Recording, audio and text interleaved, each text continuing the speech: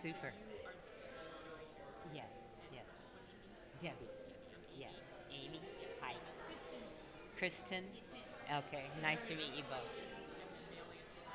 Yes, pretty much. I'm going to introduce them first, and I say pretty much what they've already read. Yeah. Okay. All right. Nothing too tricky. Just a reminder, this will make a noise every time you put your hand over it or Okay. move it. Okay. So once it's in place and you have it somewhere where you want it, Can I move it a little bit you can. and then do that? Will You that be actually okay? want to be, I need you to be Oh, really right close close to it? Okay. Okay. Okay. Is that good? and it's live. Okay.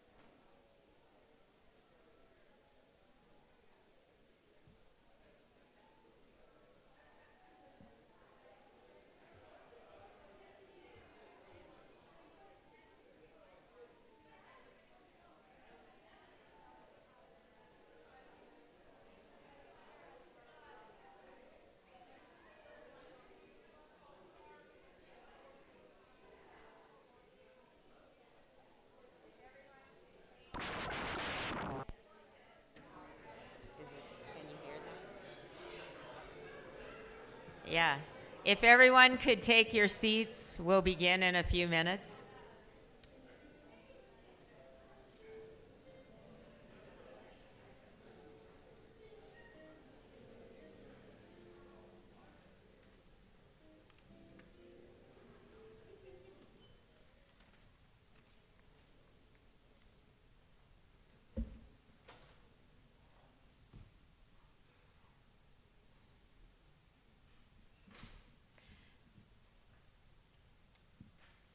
We okay, Julie, to start?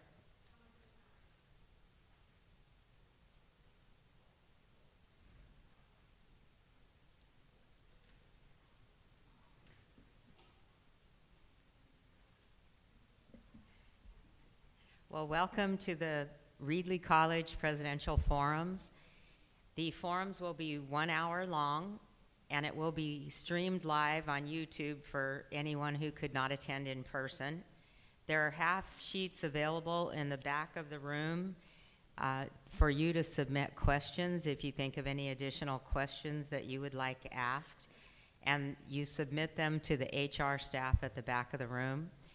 And they will be asked as time permits. We'll ask the questions that were submitted electronically first, and then ask the questions that are submitted today as time permits. Please use SurveyMonkey to provide feedback on the candidates. It is the only source that you can use to provide feedback, and the link is on the half sheets that were also distributed as you came in today, and it's included in the mail law that was sent out and the YouTube live stream description box for those of you who are unable to attend. So we will begin. And our first candidate is Donna Berry. Donna Berry has been the interim president at Reedley College since July of 2018. She was vice president of administrative services at Reedley College for nearly 7 years. Prior to Reedley College, she was at Porterville College for 7 years, where she served as director of administrative services, director of business services and information technology, foundation treasurer, and adjunct instructor. She earned her MBA at the University of Phoenix, her BA in business administration-accountancy at Fresno State, and her AA in business administration from Porterville College. So welcome, Donna. Perfect, perfect. So the first— Good morning. It's a pleasure to be here. It's an honor to be here. Appreciate you all coming and taking time out of your busy schedules to come for this important task that we have to do, which is to pick the next president of Reedley College. Thank you. So our first question, will you please take 5 minutes to introduce yourself? Okay, I sure will. Thank you very much. You heard a little bit about my bio, but there's a lot more about me that you may not know. And I'd kind of like to start really back from the beginning, because I have been in the Central Valley almost all of my life. We moved here from Pennsylvania to the Central Valley when I was 2.5 years old. So I've spent my entire life here in the Central Valley, and I've never really veered very far away. I was raised in a family that was college-going culture. My father, who was from a very large family, and when he was younger, his father passed away. So when he was still in his early years, he had to drop out of school. So he never had the opportunity to get an education, a high school education, no less a college education. So growing up in a college-going culture was very, very much a part of me and who I was, because my father always said, no one can ever take education away from you. So as I continued going through my schools, again in the local community of here in the Central Valley, in a rural area, rural town, Porterville, I went to all the local schools and participated in sports and activities there. When I was in high school, my father took the opportunity to go back and get his GED while my brother and sister and I were going through high school. Again, that college-going culture, the importance of knowing that education that no one can take away from you is an opportunity for you to uplift yourselves and provide more opportunity for you to gain economic and social mobility. And so my father encouraged that. So while I was going to high school, I was one of the early dual enrollment students. And what I did is I ended up going and taking classes at my local college, community college, when I was a senior in high school. And then I moved over after I graduated and I went to the community college and then ultimately transferred from that community college to, I'm an alumni, I'm a proud Bulldog, so I'm an alumni of Fresno State, where I got my Bachelor of Science in Business Administration Accounting. At that point in time in my life, you know, there was such a thing as being too qualified for jobs. So I ended up going directly into the workplace. I was fortunate enough, and all of these stories I tell you because they tell a little bit about me and a little bit about what I bring to this position. But while I was going to college, majoring in business administration accounting, I was fortunate enough to be working for a CPA firm. So I had the opportunity to be able to firsthand experience the practical knowledge of theory of what I was doing and apply it in the business community. And that's a great opportunity, and I always encourage students to take that opportunity if they can. It really helps you to find out whether or not what it is that you're majoring is really what you want to do in your life's work. So I had that opportunity. When I graduated, I had experienced public accounting, and besides, public accounting with the tax season interfered with snow skiing, and I was an avid snow skier.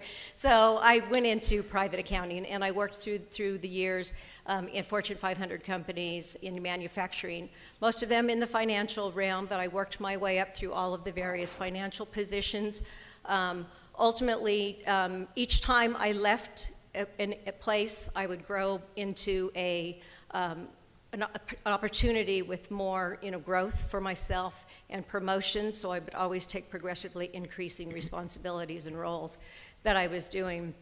So when I left General Cable, which was the first job that I was at for 10 years, and grew through the ranks there, I went to a company called Trueline Corporation in Visalia, which was a small printed wiring board company. So learning all of the different things there, I was the controller there and worked my way through there. And I made a comment that I left every position for promotion.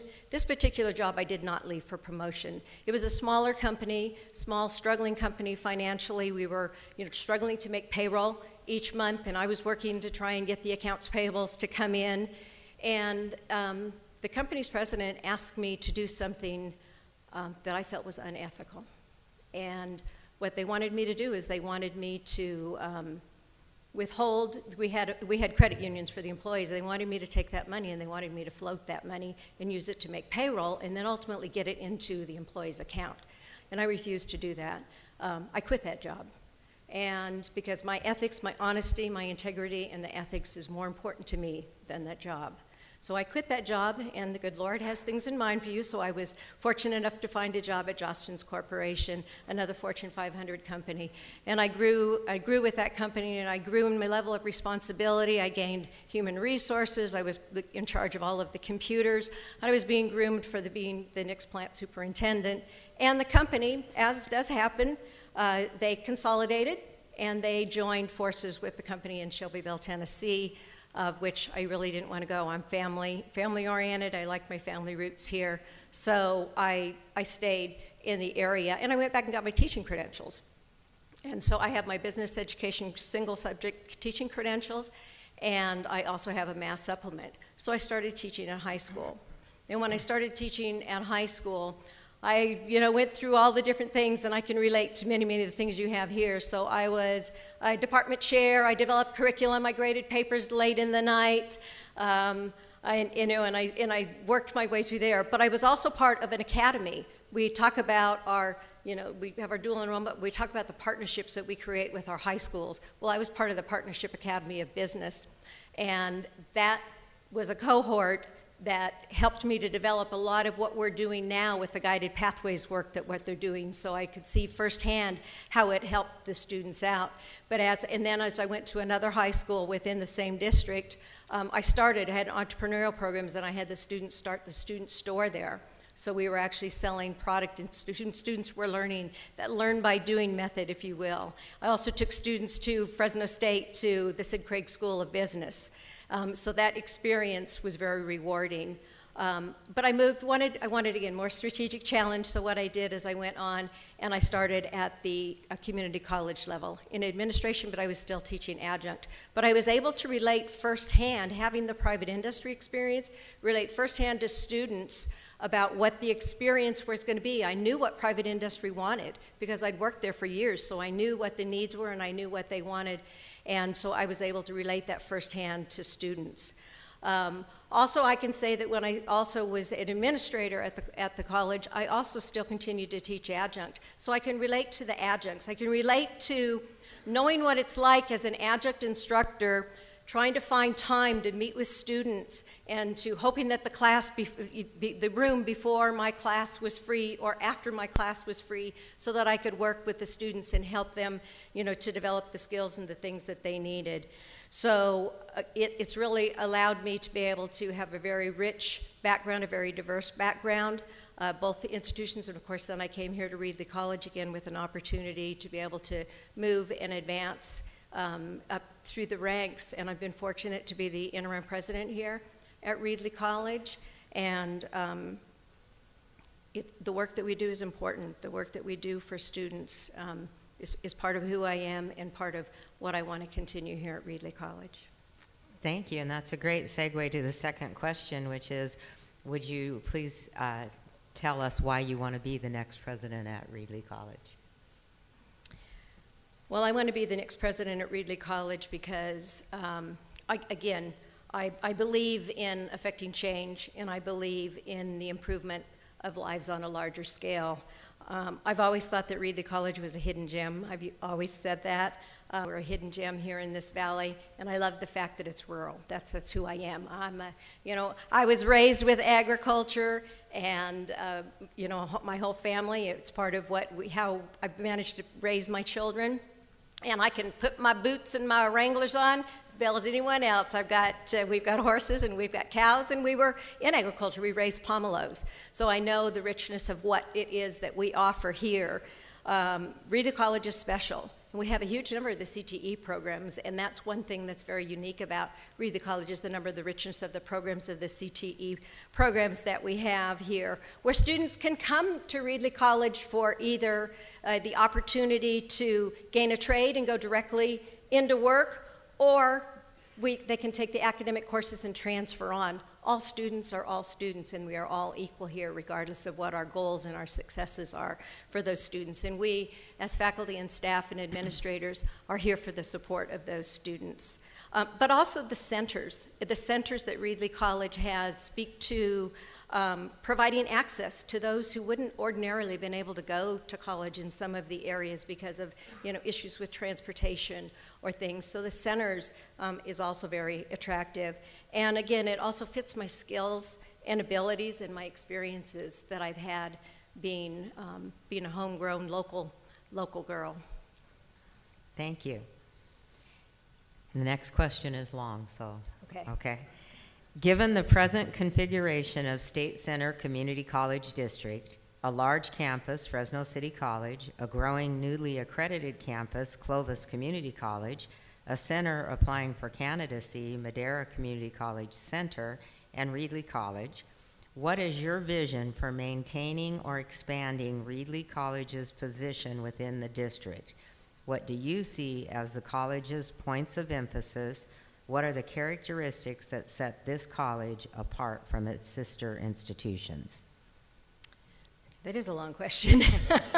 So I may have to get a refresher on some of the different points in there. So what I will say is that my experience within the academia, the community college academia, has been within multi-college district. I've worked in 2 multi-college districts, the Kern Community College District and now the State Center Community College District, both of which have large colleges. We have, Fresno City, Porterville, or the Kern Community College District had Bakersfield College, and then 2 smaller ones, with Clovis being the new college. But I think that what each of us offers is quite unique in nature.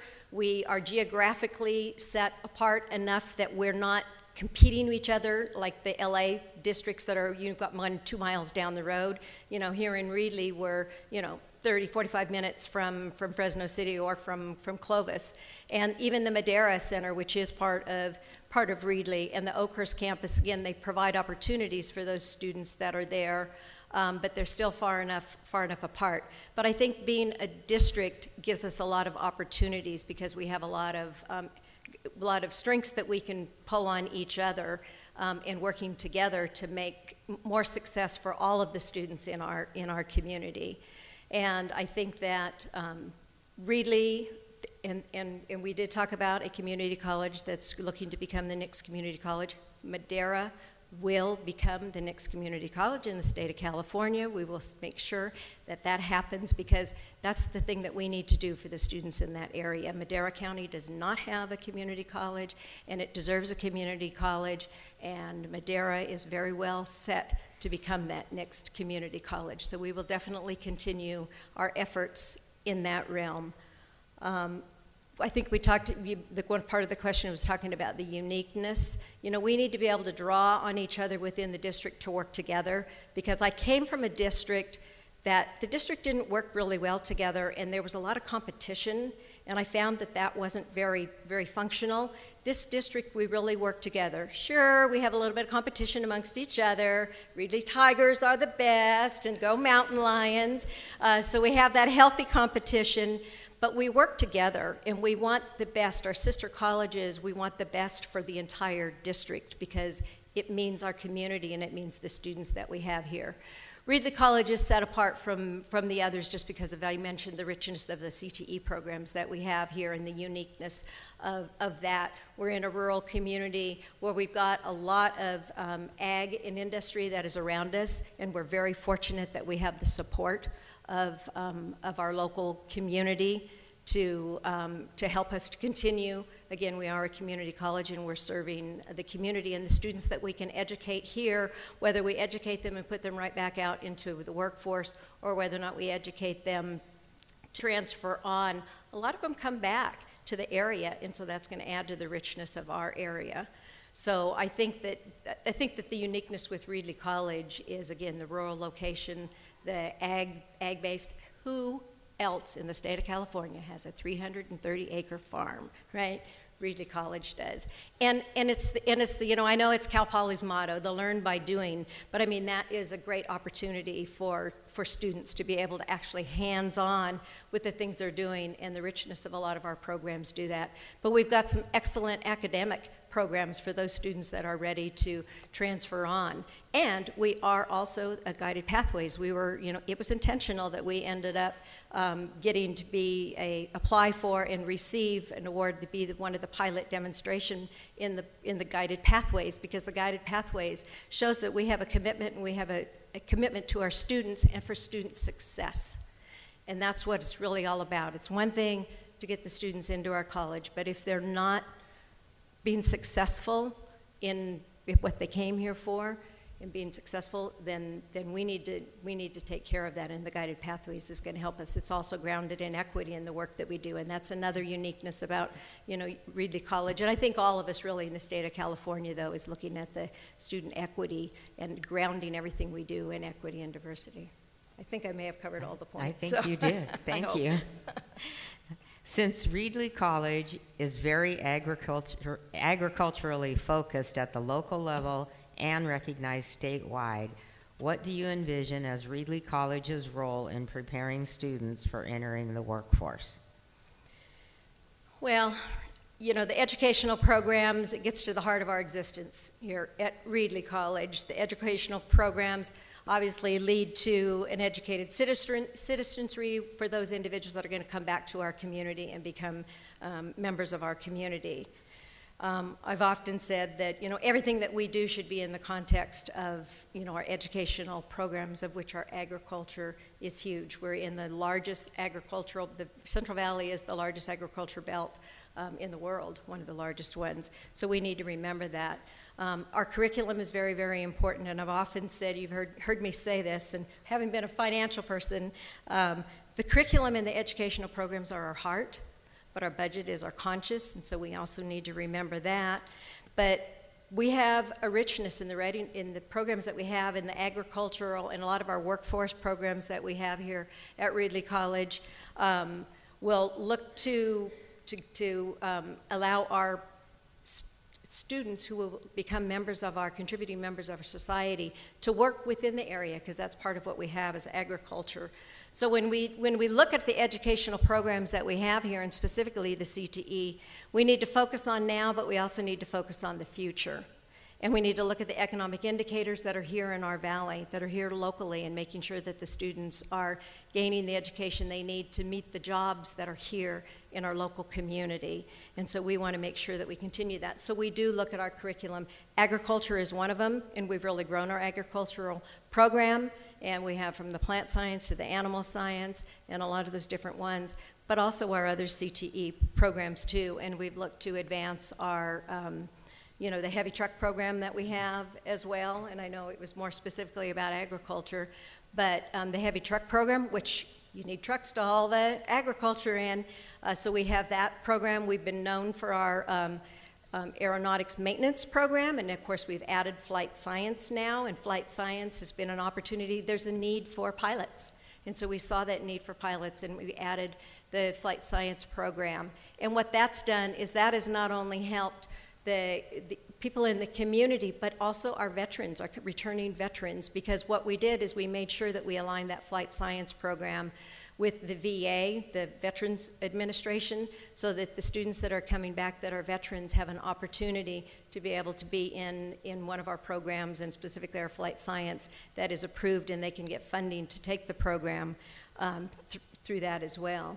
But the other thing that we've done is we've reached out to our dual enrollment and given an opportunity for access for the students that are within the high school areas to be able to start their education, create that college-going culture now, and that's why we reach out to students when they're down in the 6th grade, because we want to create that college-going culture.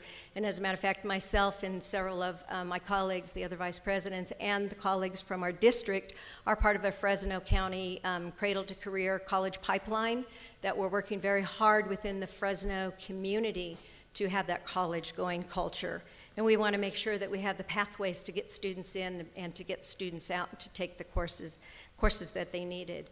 And of course, we want the enrichment as well. We want the enrichment of the fine and performing arts and also the athletics that we have at our comprehensive community college. So those programs are also very important as well, so to contribute to the well-roundedness of the individuals. So I know I veered off a little bit of the subject of what you said, but agriculture, everything's in agriculture. My husband's a farrier, and I mentioned we had, and that's all agriculture. And we have, we had pomelos, and now we're raising beef cattle. So it's all agriculture. It's part of who I am. I'm a little country girl. And you have kind of answered the next question, but I'm going to read it to see if there's anything you'd like to add. What is your stance on the expansion of dual enrollment with local high schools? Do you think that we should partner with our local high schools to expand dual enrollment and career technical education? You know, the dual enrollment, again, we talk about access and being able to have the opportunity for students to get here and to see the college-going culture. It's also an opportunity for outreach. You know, dual enrollment, we have 13 feeder schools between Reedley, Madera, and Oakhurst, and so reaching out to a lot of those feeder schools is a task. But we're willing to put the commitment in to do it. I'm willing to put the commitment in to do it, and I go out and I meet with those schools on a fairly regular basis, and I communicate with them. We absolutely do want to continue dual enrollment. As a matter of fact, we started dual enrollment several years ago here at Reedley College, and we've grown that program to where we probably only had about 200 dual enrollment students to where we now have 2,500 to 3,000 students. And that's great, and it's a great accomplishment, but it was a lot of hard work, and we still got some bumps in the road that we're trying to work out because it's a very manual process. So internally, we're working through some of those. But the dual enrollment programs are important, again, for access for our students and to get them the credits so that they can start and they can move their way through and also see the college-going culture.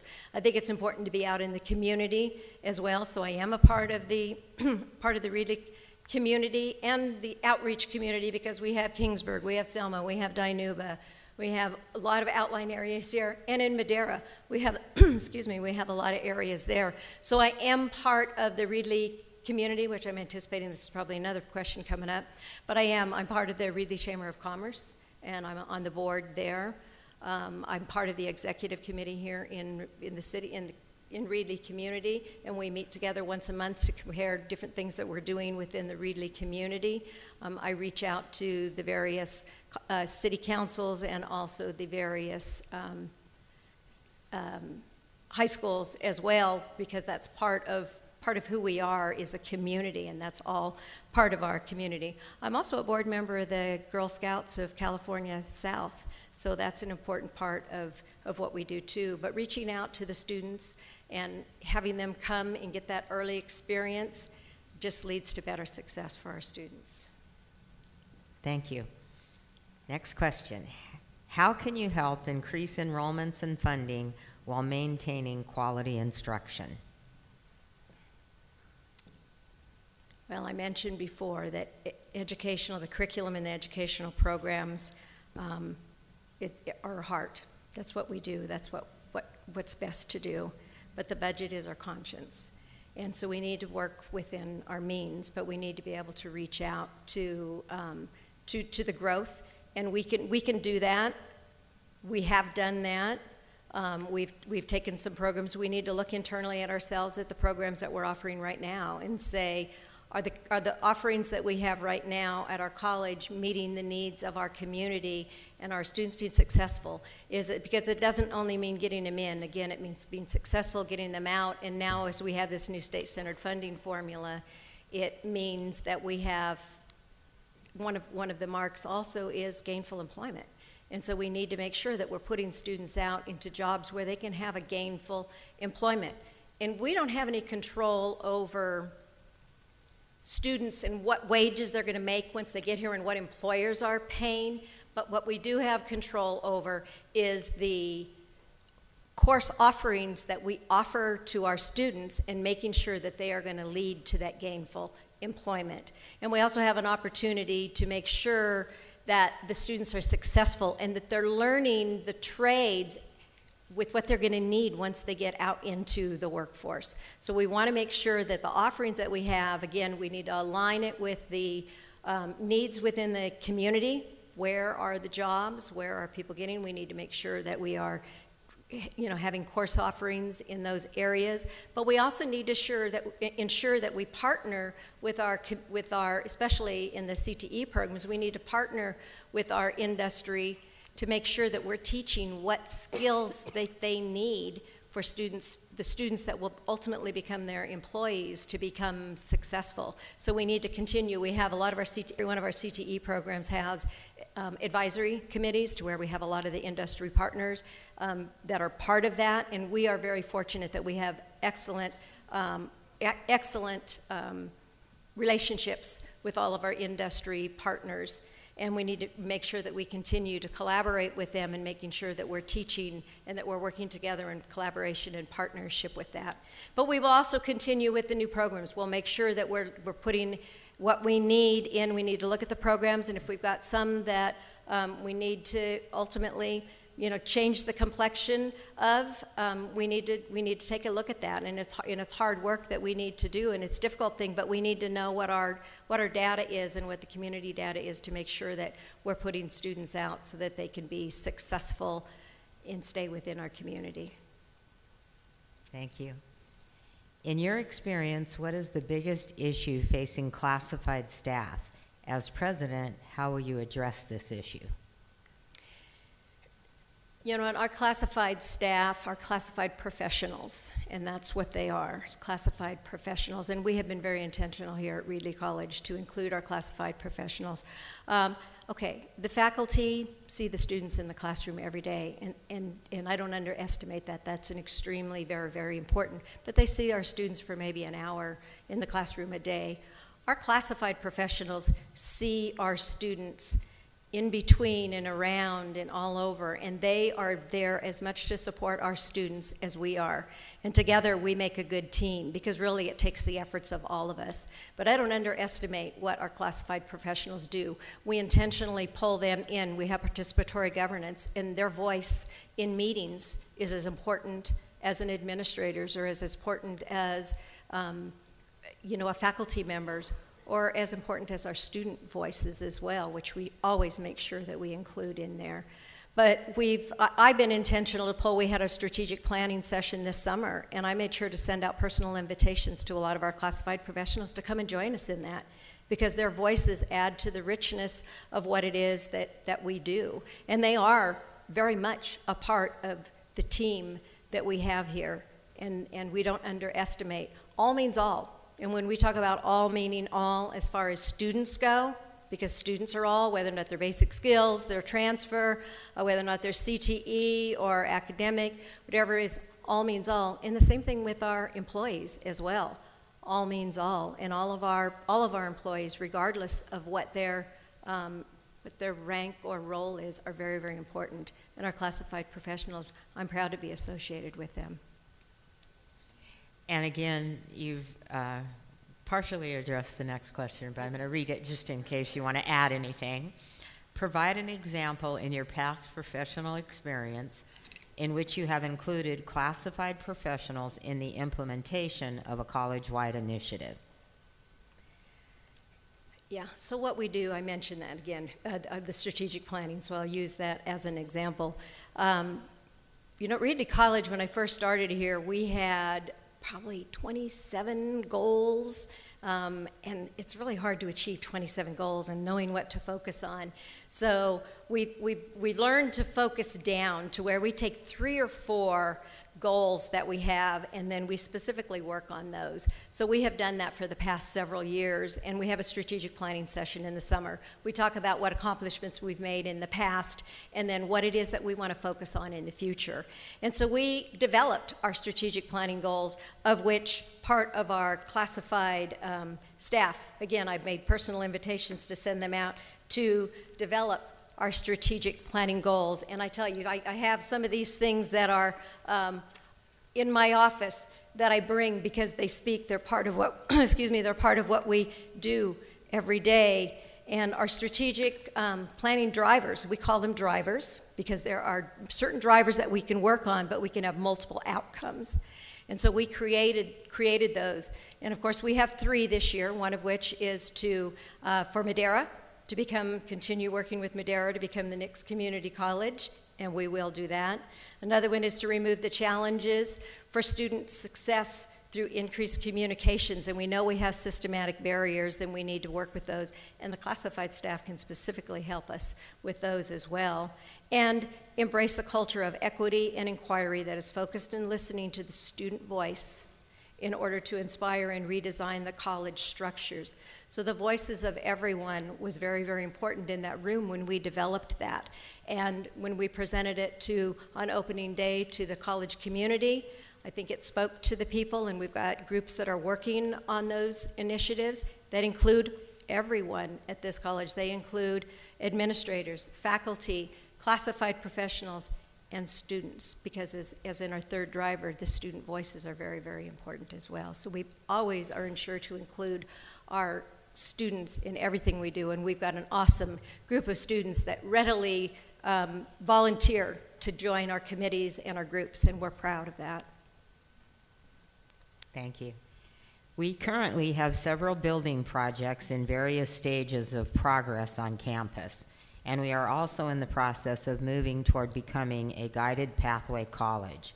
Beyond those major changes, what initiatives do you envision for Reedley College in the short and long term? Well, we do have a lot of things going. Right now we've had the groundbreaking in the first project for the groundbreaking for our Measure C at Madera for the Center for Ag and Technology, and that's moving forward.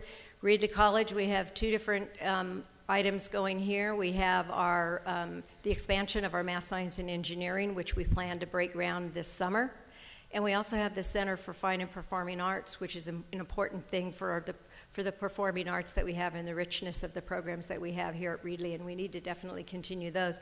We have an entire college, permanent college to build up in Oakhurst area, because right now it's just built on portables. So we do have a lot of facilities going on. We also have a heavy truck program here that we're using strong workforce dollars to be able to, to be able to build as well. And then we also have in with that, and it all kind of works towards the same thing, but we have the guided pathways, and I mentioned that we were intentional about we are one of the 20, and we're proud of being one of the 20. As a matter of fact, we leave tomorrow to go to an Institute number 5 with a group of people, and we're always bringing things in. But some of those efforts, and specifically the guided pathways, it's transformational. And it's going to take a lot of work, and it's going to take a lot of effort. And I think in the short term, we really need to focus our efforts in the guided pathways, because the guided pathway speaks to what it is. You know, we've got some public outcry and accountability, not only from the public, but from our state chancellor, that, yeah, we get students in here, but we need to be more successful. We need to have them be successful when they leave the community colleges. And our numbers weren't necessarily reflecting that, and we have to look at our numbers.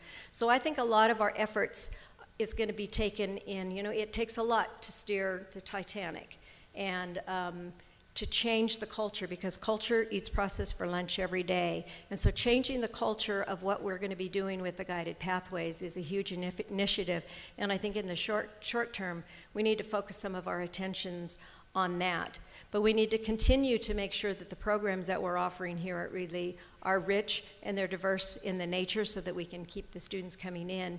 But that's going to take a lot of our time. But we also, and we have our Vision 2025 that many of you in this room were part of creating, and it still is the guiding light for where it is that we're going. But we know that a lot of the things that are happening around us causes that change, and so we need to be able to change with that, and knowing that even though that this is still our focus, our Vision 2025 is still our focus, that we need to be able to change and tweak what what happens on a daily basis around here, and initiatives and changes that are coming from the state and other things that are coming, from the community, and a lot of different things that happen.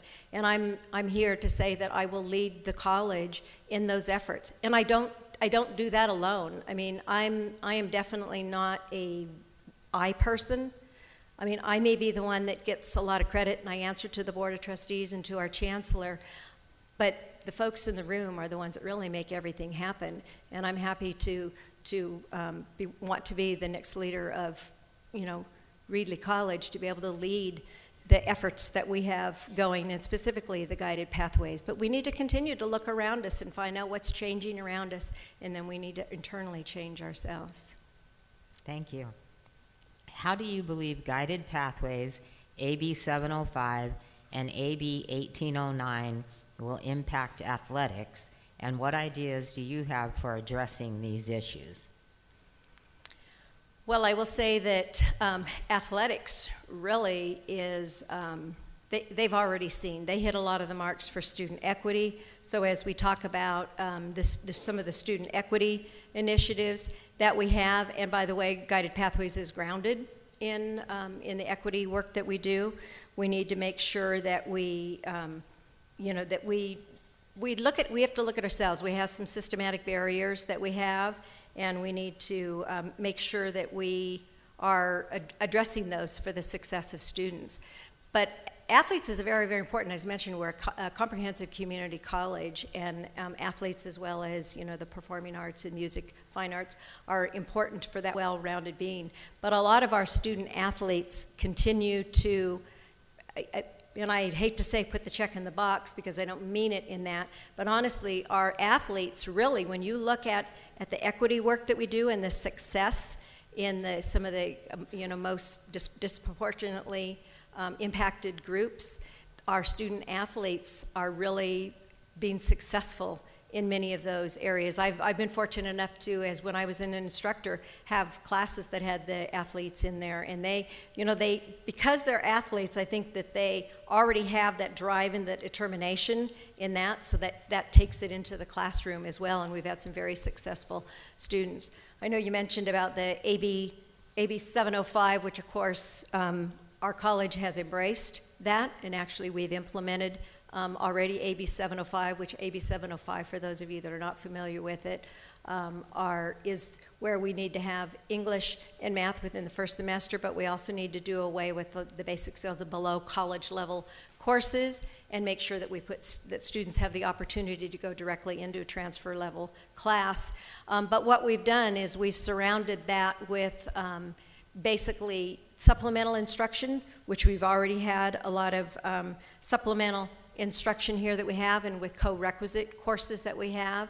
And we here at Reedley College have done away with all of the below level classes. We want to make sure that we get students in and we get students out. But we make sure that students are engaged, and athletics is a part of being engaged, the engagement there. We have a tutorial and a math center on campus. We have a reading and writing center that we make sure that the students attend. And we listen to our students. And I do that because I have a quarterly Pizza with the President, not only at Reedley, but Madera and Oakhurst as well, where I listen to the student voices. And sometimes those are out in the dorms, because we have dorms here at Reedley College, where a lot of those are the athletes that are out there, and listen to the voices of those students and what their needs are and what they want, and understanding where those needs are. We also need to make sure that we, look at our data. And sometimes the data is hard to look at. But when we look at the data, we have to recognize some of the areas that we have to work on, and that we need to make sure that we do that. We need to look at the sequencing of our courses to make sure that we can get the courses in and out. We've got Starfish. We need to help out with and we've got a degree planner there, so we can have the degree planner where we've got the students, so we can understand and we can schedule ahead, long-term scheduling, year-long scheduling, and maybe even 2-year scheduling. So students know that what they're going to take, and especially Guided Pathways lends to that as well. Students, we need to map out the courses that students need in certain semesters, and we need to make sure that we are offering those classes for the students and put them on their path and make sure that they're successful on their path. And also, to be successful on their path, some of them may fall off. And so we have the Starfish Early Alert, which alerts our counselors and our faculty members to different things that are going on, where maybe a student may need a little intervention about something, or we need to guide them to a tutorial center. So we're taking the opportunity for some of these initiatives that are coming down from the state. Guided Pathways is a framework, it's not an initiative, but AB 705 and some of these other initiatives that we have here, we're taking those as an opportunity and using them as tools to help our students to become successful. Thank you. The next one goes on with an athletics question. What is your philosophy and vision for college athletics? Please offer some specific examples from your career about how you have supported your athletics department.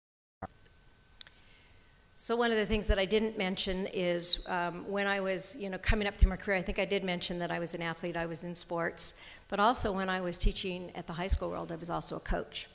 I was a swimmer when I was in school, so I was a coach for swimming, and I was a coach for diving. I never dove, but I was a coach for diving because, you learn the technique and you learn the skills. So I think that that's important, and I do support athletics. I think, again, it brings that richness, to the college. We have a lot of programs here at Reedley College, athletic programs, which I think are important, and I feel it's important that I go out and support those. So we don't have all the facilities, so we have football, but we use we partner with our community, community, and we use the Reedley High School's football stadium. And we have a lot of other programs that we have here. We've just recently, because of, we do have some Title IX issues, and I won't, we have to face what it is. So we're looking at Title IX. We have more men's sports than we do women's sports, and we're working on that. We've recently added women's soccer, which of course that is all in the community here, and soccer is part of our local community, and so it's important to have that soccer. Adding the soccer, I'm looking out at Desi, and I see we've added equestrian here to Reedley College. And there's not a lot of other community colleges that have equestrian programs, so we have to take our competition to some of the CSUs. So we go to Cal Poly and Fresno State and some of the other ones, and we compete there as well. But it brings the richness in the programs here, and I definitely support. We have also called a SARP, where we have the Student Athletic Retention Program, where we're working with our athletes for better success, and they utilize our tutorial center, our math center, you know, to become successful. And so I think by getting those cohorts of athletes, it again, as I mentioned, it's kind of representing too some of the equity issues and the gaps, and it's definitely meeting some of the disproportionately, as far as equity goes, are disproportionately impacted students. So I do support athletes, and I try to get out. A lot of times I can't sit through a whole game, but I get through, you know, getting to all of them. I think here in Reedley we have, I think we have 11 or 12 different sports here, and again, we got 3 different locations. And Madera, that'll be something after they become a college that they'll be adding athletics as well. Thank you. There are 2 questions submitted about the new student-centered funding formula, and I'm going to combine them both, okay? Mm-hmm. With the new student-centered funding formula and the Chancellor's vision for success, what do you see as the challenges for Reedley College, and what do you see as the opportunities, and how do you plan to cope with these changes? So one of the challenges within California, and specifically California community colleges, is the funding. And the way the funding has been, it's very highly volatile, and try to get a base of the funding and know what the funding is going to be. You know, we've gone from funding formulas from the state to our districts of being access to then access and success, and now access and success and completion, and of course then they tagged on the gainful living wage, which is important because we really do need to have them all. But understanding some of the nuances of the funding formula is important. Did I mention that my background is in accounting, and I was a vice president of administrative services for the last 7 years at Reedley College, so I'm very, very diverse in understanding the funding formula and how we can utilize it. At the 2 different districts that I was at, I was part of the development of a funding formula from the district down to the colleges, both at Kern District and here at State Center Community College District. And now we'll be looking at it again because the funding formula has changed. The previous funding formula was something similar to what they called it SB 361, which was really FTES based, and it was based on growth. And although we are getting growth here in the Central Valley, a lot of the other districts up and down the state don't have the growth, so they needed to look at different models. And we also needed to be held accountable to the public cry for, you know, accountability and student success and completion of our students. So the funding formula really is very, very direct in supporting that. So the funding formula, you know, has three different buckets, one of which is the base, which is our FTES funding. Currently it's 60%, anticipated to go to 70%. And that's part of what we do, our FTES, and getting our students in. That's the access part of it. The other part of it is the supplemental part of it, which is the low income. And it's unfortunate, but it is what it is. The economics here in the Central Valley, we have a lot of low income students, so we need to make sure that those students are receiving their PAL or filing for financial aid, because that's additional. That currently is 20% of our funding model. So we need to make sure that we focus and get those students, you know, enrolled for the financial support that they need. But the third component of it, which is currently 10%, which will go to 20%, ultimately as anticipated, is the student success portion of it. And there's 7 different indicators in there. And what those are is they're making sure that we get certificates, or we get ADTs or ASTs, that we get transfer students, and oh yes, gainful employment, we're being counted for that as well. So we really have a lot of opportunities. We need to look at our data. We need to follow and we need to track some of the data that supports these, so that we can use that as an opportunity to gain additional funding for the college. So we're just going to be looking at our data a little bit differently. It's really the way we should be looking at our data, because we want our students to be successful. We want our students to get in here and get out. It used to be 2-year college, and now we've got a lot of students that have been here 4 to 6 years, and we want them in and we want them out, moving on to become contributing members of our society. So we can take the opportunity to allow our students to be successful and help our students to be successful in whatever their goals are, because they may not be, transfer students. But we need to be able to use that new funding model to the best of our ability to be able to help students to be successful and then get some funding along the way. So we need to look at what those metrics are, and we need to align with those metrics looking at our data. But I will say that we do also have opportunities within our categorical and our grant funding as well that we can look at, and we do need to take the opportunities at looking at our grants and looking at our categorical programs. Right now, one of the things that the state is doing is they are starting to focus a little bit more, and we see it in the C. So the C funding, it used to be we had student success monies and we had student equity monies, and they kind of combined those together along with basic skills. And what we found is that we had pockets of money on the campus.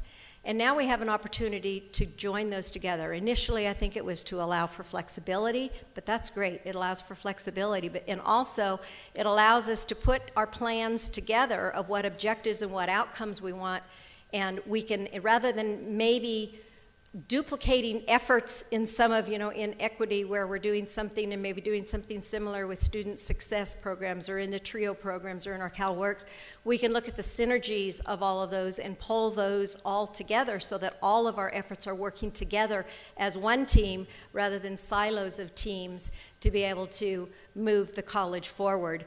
When we look at grant fundings, one of the things that we've done here at Reedley intentionally, through my direction, has been to focus the grants that we're looking at so that we're not taking people, that we have a united effort in moving the college forward together. So we're looking at grants that will help us fund some things that we already have going on at the college so that we can continue to focus this way rather than out. So it's great to get these grants, but if they're pulling resources away from where our focus needs to be, then we're not doing ourselves any favor. We've got a lot of work. As I said, guided pathways, there's a lot of work that we need to do with guided pathways, and we need to focus our attention there, and it will get us to being a more successful community college. Thank you. What are the 3 most critical issues facing the college, and how will you address them? Facing the college. So a challenge, I will say, not necessarily an issue, but our challenge is, again, continuing to make Madera become the next community college, and we will continue our efforts with that. That is something that we're committed to, and that is something that we'll see through. But the other thing that I see as part of that is, Reedley College has always had centers. We had Willow International, which is now Clovis Community College, and they went off and became a college.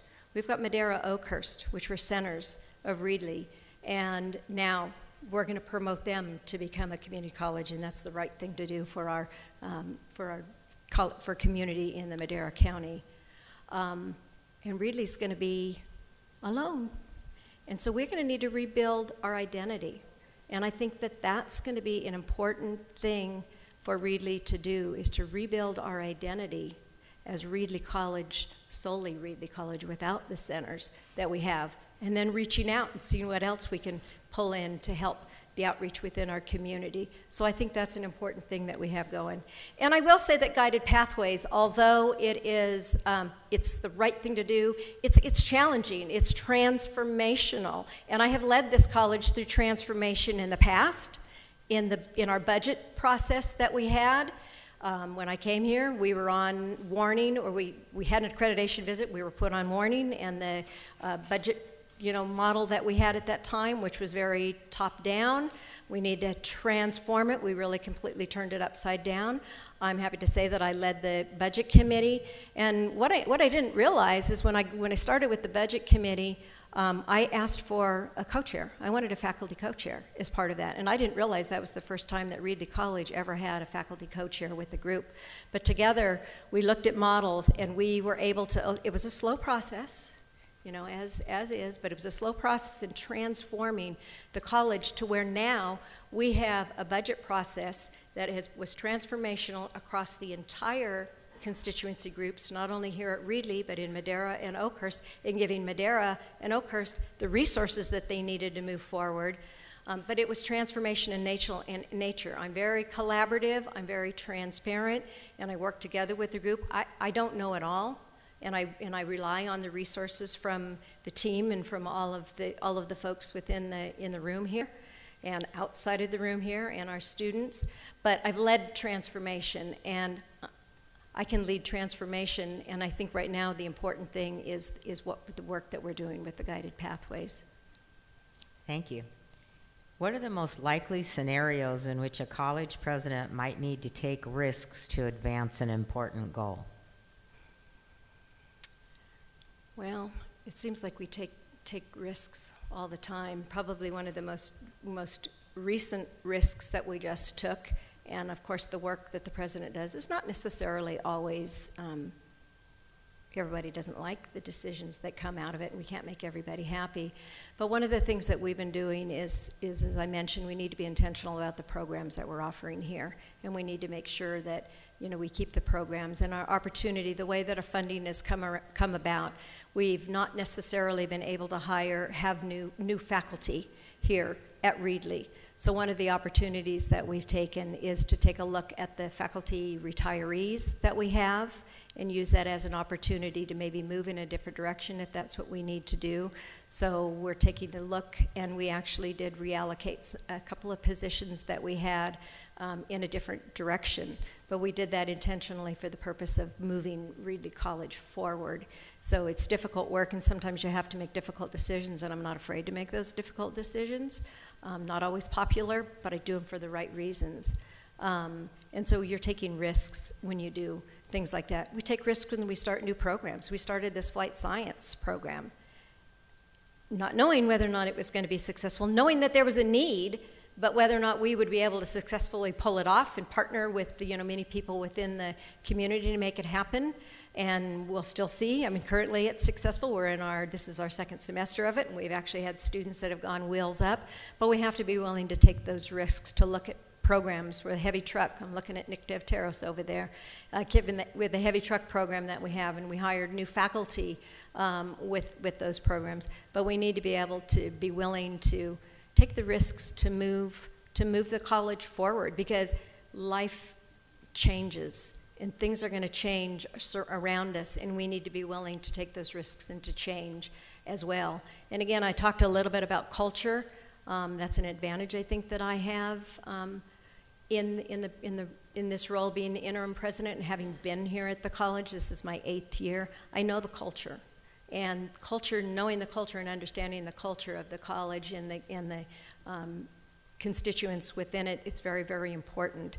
So I think that also I will add a little plug that I've got a lot of momentum, and I can continue to keep things going and hopefully in the right direction.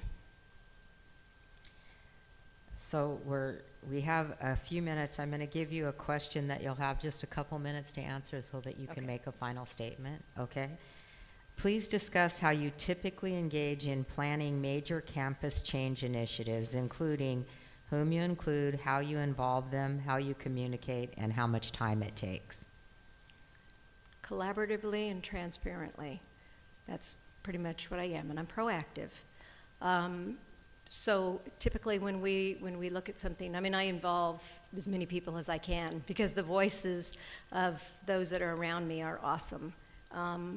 You can't do it alone. I can lead the college, but it's everybody in this room together that helps us move the college forward with any new initiative that we have. I can be the voice to drive it, but it's the people in the room that are going to help to make it happen. So who do I involve?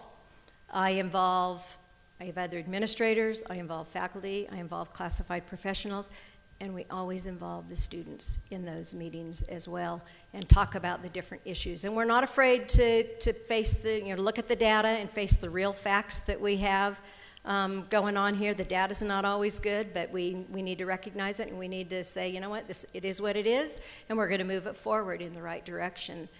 So collaboratively, as a group, all means all, and at Reedley College we are a team, and that includes Madera and Oakhurst until they take off by themselves. But they'll still be part of our team in our hearts, just as Clovis is. Thank you. And you now have 1 minute to make a final statement. I can't talk for 1 minute. Okay, so I don't want to just be a president. I want to be Reedley College president. Sorry. Take my 1 minute crying.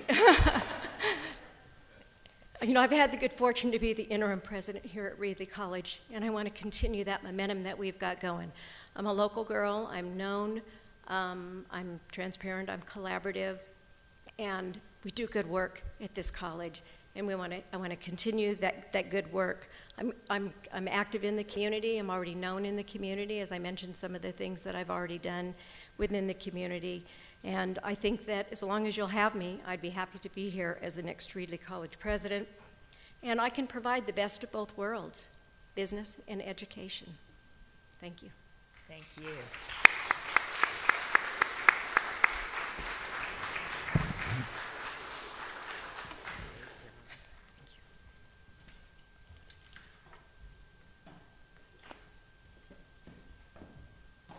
Now we have a short break.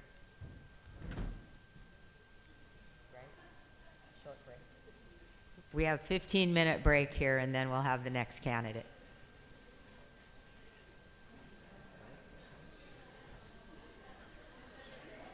Every single one. Yeah.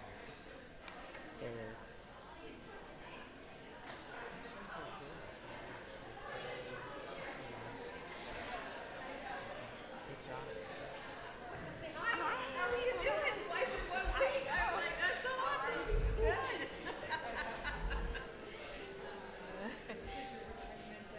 Yeah, good.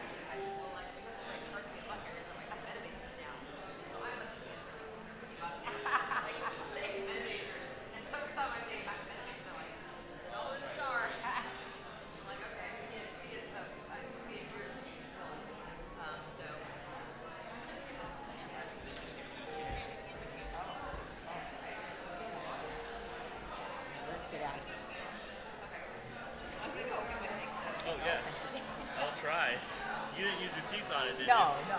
That's my prerequisite for my kids. If they put their mouth on it, Yeah, no deal. thank you.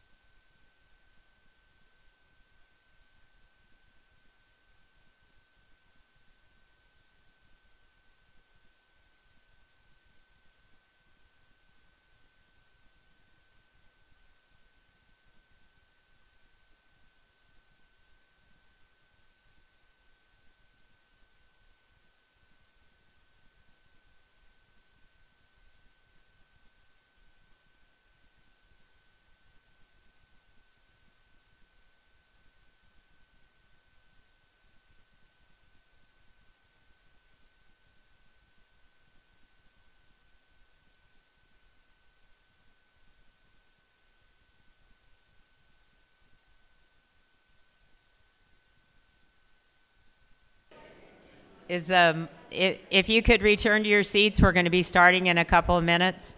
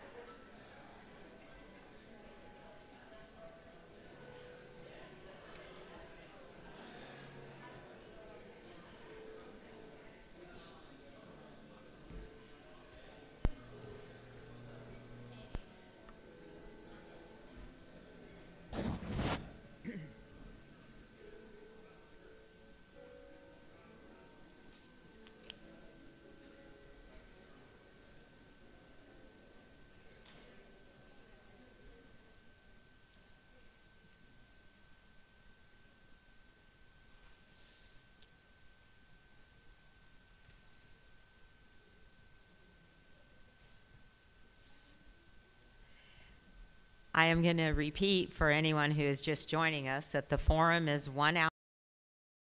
This forum in just a second. It will be streamed live on YouTube for anyone who could not attend in person. And are we still taking questions, Julie? Okay.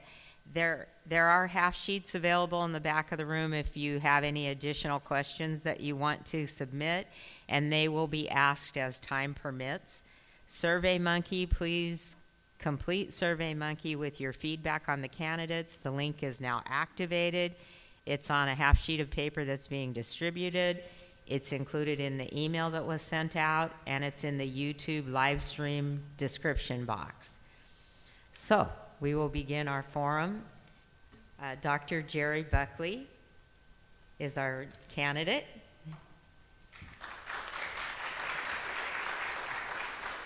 Welcome. Good morning, everyone. So Dr. Gerry Buckley has been an assistant superintendent, vice president of academic affairs at Santa Clarita Community College District since August of 2013. He also served as vice president of instruction at the San Diego Community College District and at Grossmont-Cuyamaca Community College District. He held the positions of Senior Dean, Planning, Research, and Institutional Effectiveness, Acting Vice President of Academic Affairs, Dean, Interim Associate Dean, and Professor.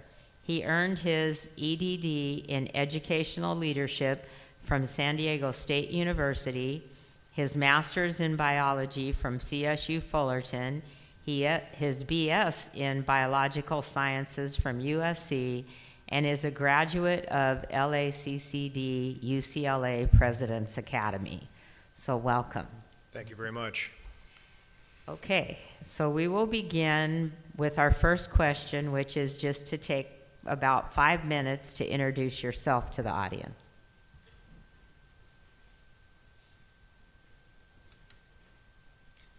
I'd like to use the mobile mic if possible. From my 15 years in the classroom, I like to roam. So I feel a little contained today, but I'll do the best I can. You're all asking, why you? Why are you here? I was born in a small town in San Diego County called Lakeside. Anybody ever hear of the Lakeside Rodeo, I should say? Basically, I was in a very rural part of the county when I was born back in 1955. San Diego's grown a lot, but it's always kept its small town feel. I was lucky enough, after all of the degrees and whatnot, to actually end up back in San Diego, and I ended up entering higher education in 1990 after spending 14 years in healthcare. Just for a moment, what do those two careers actually have in common? People. I'd like to think that I've invested my time in such a way that I have shown through my actions that I care about people. It's meaningful for me to spend time with people and to make a difference in people's lives. When I moved back to San Diego, I started in healthcare, as I just mentioned, but I actually ended up in 1990 transitioning to Grossmont College, where I stayed for 22 years. What do I notice that's in common between Grossmont and Reedley? Walked around the campus yesterday for about the third time. I was here for the first time back on Labor Day. I ran across, I believe what's called the Arboretum, basically an area on campus where there was dedication to one of the gardens, to one of the longtime instructors here. That's meaningful to me because I remember back to my days at Grossmont and how we had long-term classified employees, we had long-term faculty, long-time administrators. You invest your time in a college campus, you invest your time in people. And I think that's probably the best way to describe who I am and what I'm about. I can only say that the time I spent at Grossmont was formative. You know, having 15 years in the classroom was a lot of fun, but I realized I only served 50 people at a time. When I moved into my dean's role, I probably multiplied that by about a factor of 10. When I became a vice president, again, maybe more of another factor of 10 in terms of impact. I would like my last assignment in my career to be at a college where I can make a difference, just like I did as a teacher. I think the word community college is important because we have an internal community at a college like this, and we also serve the external community as well. It's important to make those two communities work well together, and I feel that's the role of the president, to be involved in the community, to live in the community, and to make sure that the needs of the community are represented within the college. So, in general, that's who I am, and that's my value system. Thank you. And why do you want to be the next president at Reedley College? Well, you may have the impression already that having come from healthcare, I've been in career education for quite some time. I've also helped grow associate degrees for transfer, so I've worked really, if you will, both sides of the house. I've worked with student services as well. In fact, one of the things that I take pride in from my last assignment in Santa Clarita was building a veterans collaborative in town. I had a resident of the community come to me one day and say, well, I'd like to increase the number of veterans that are actually accessing services at your campus. We talked about that for a while, and I realized what he was really asking for was access for veterans and families that weren't taking classes, and I explained to him that we couldn't do that.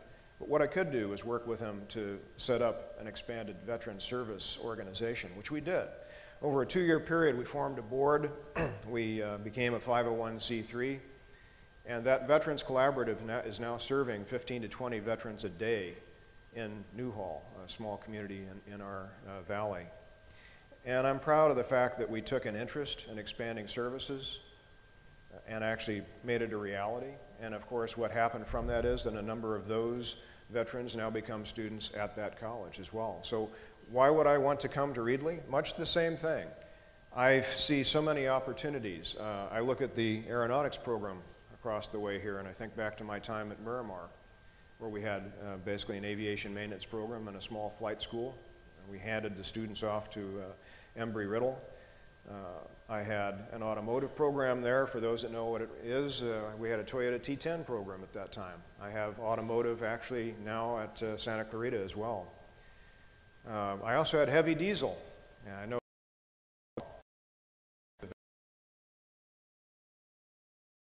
and those training opportunities are so critical to keep a community growing. And if you look around the agricultural needs of this community, obviously heavy equipment is key.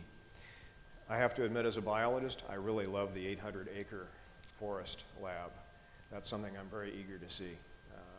I've been coming to this area for probably 20 years. My sister-in-law used to work for Edison, so I'm sure many of the folks in the audience here go to Shaver Lake every summer. So do I.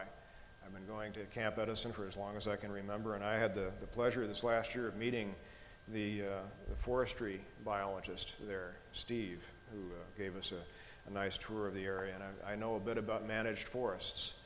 I don't know everything there is to know about Reedley, but I know enough to know that the programs here are programs that I would really enjoy supporting. I'd enjoy fundraising and working with the community to help develop further opportunity.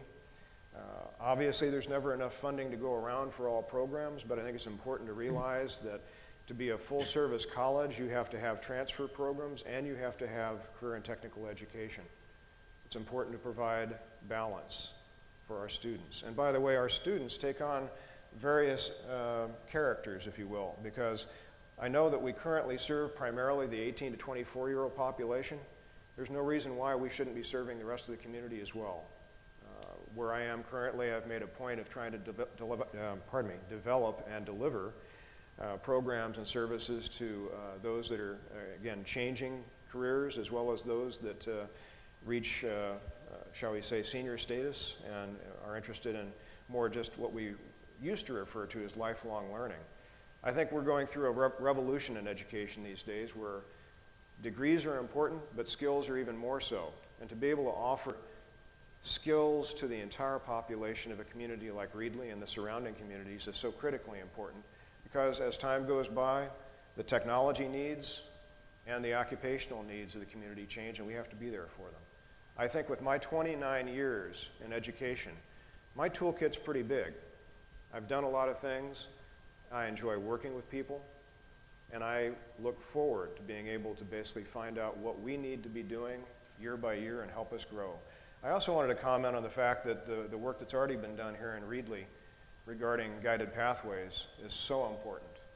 I have had contact with some of you through the Open Educational Resource Grant. You've been down at College of the Canyons working with other colleges that basically have been working in that area.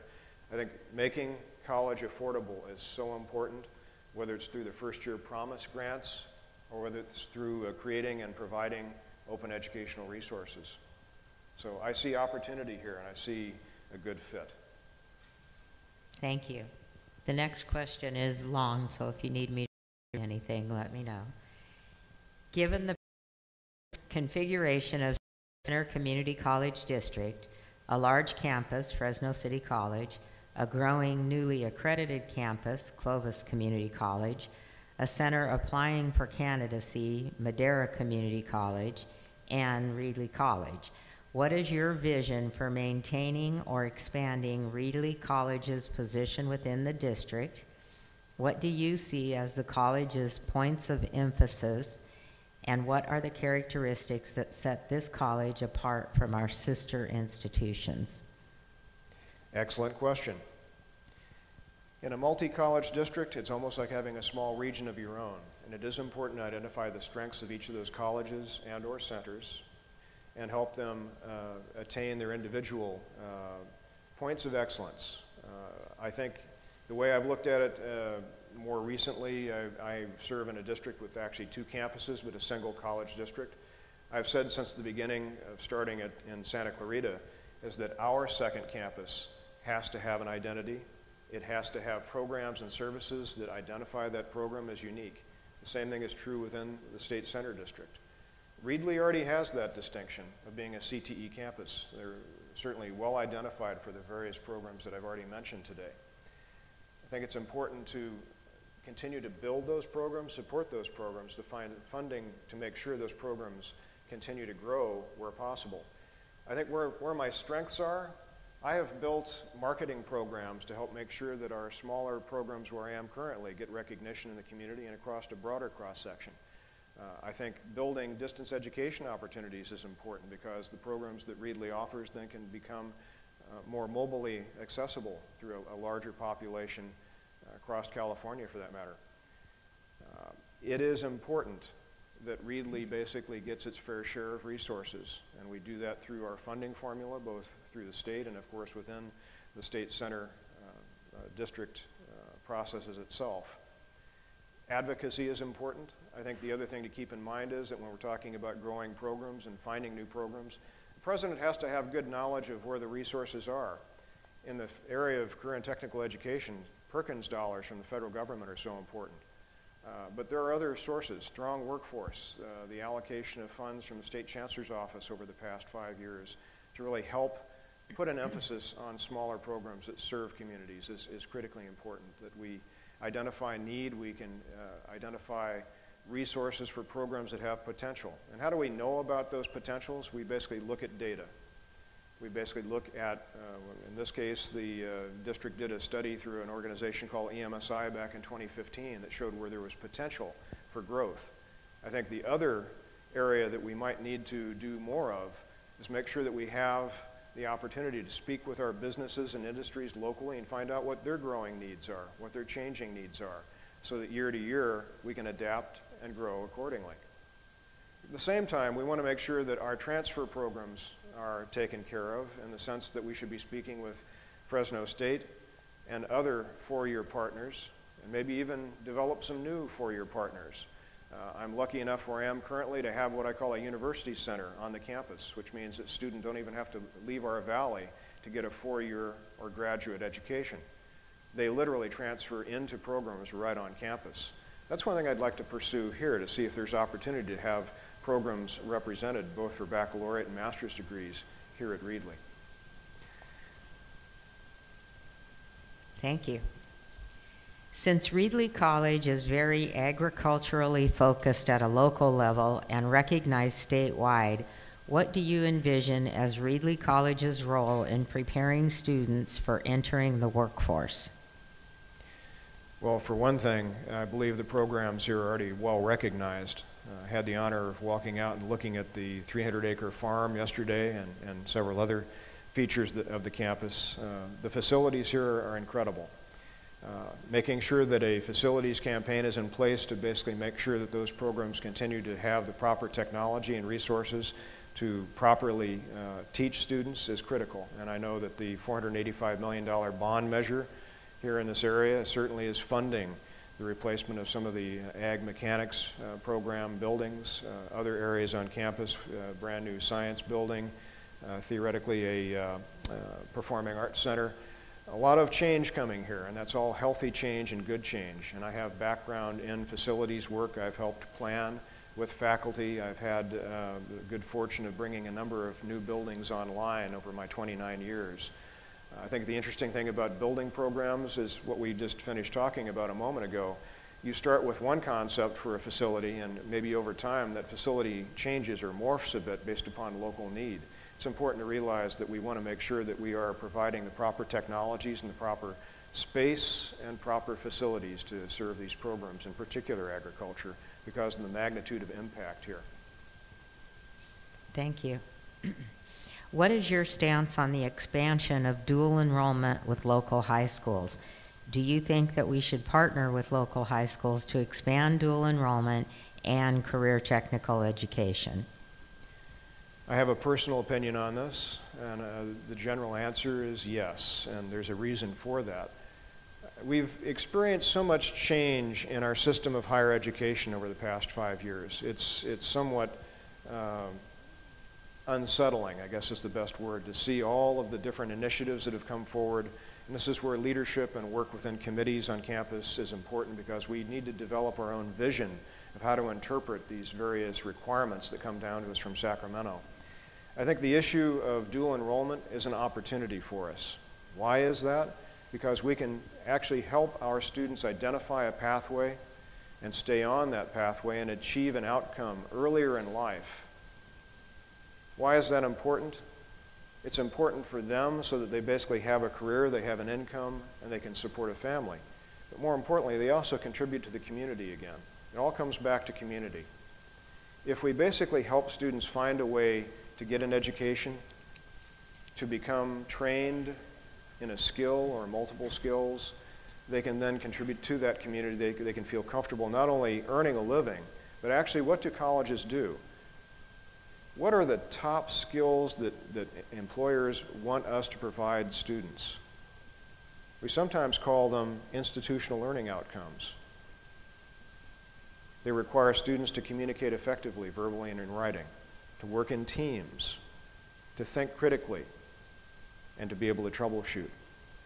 Aren't those really the highest level skills that most colleges, including Reedley, have in terms of learning outcomes? And so if you think of it from the standpoint of general education, it's important for us to be able to convey those concepts to students as early as possible, but also to reinforce those skills. And how do we do that? Number one, by connecting high school programs to college programs, and in particular, in the current tech ed area, whether it's automotive, where there are obviously high school programs, whether it's manufacturing, where they may be getting into welding in high school. What can we do to finish their credentialing so they have industry-valued skill sets and certifications by the time they graduate?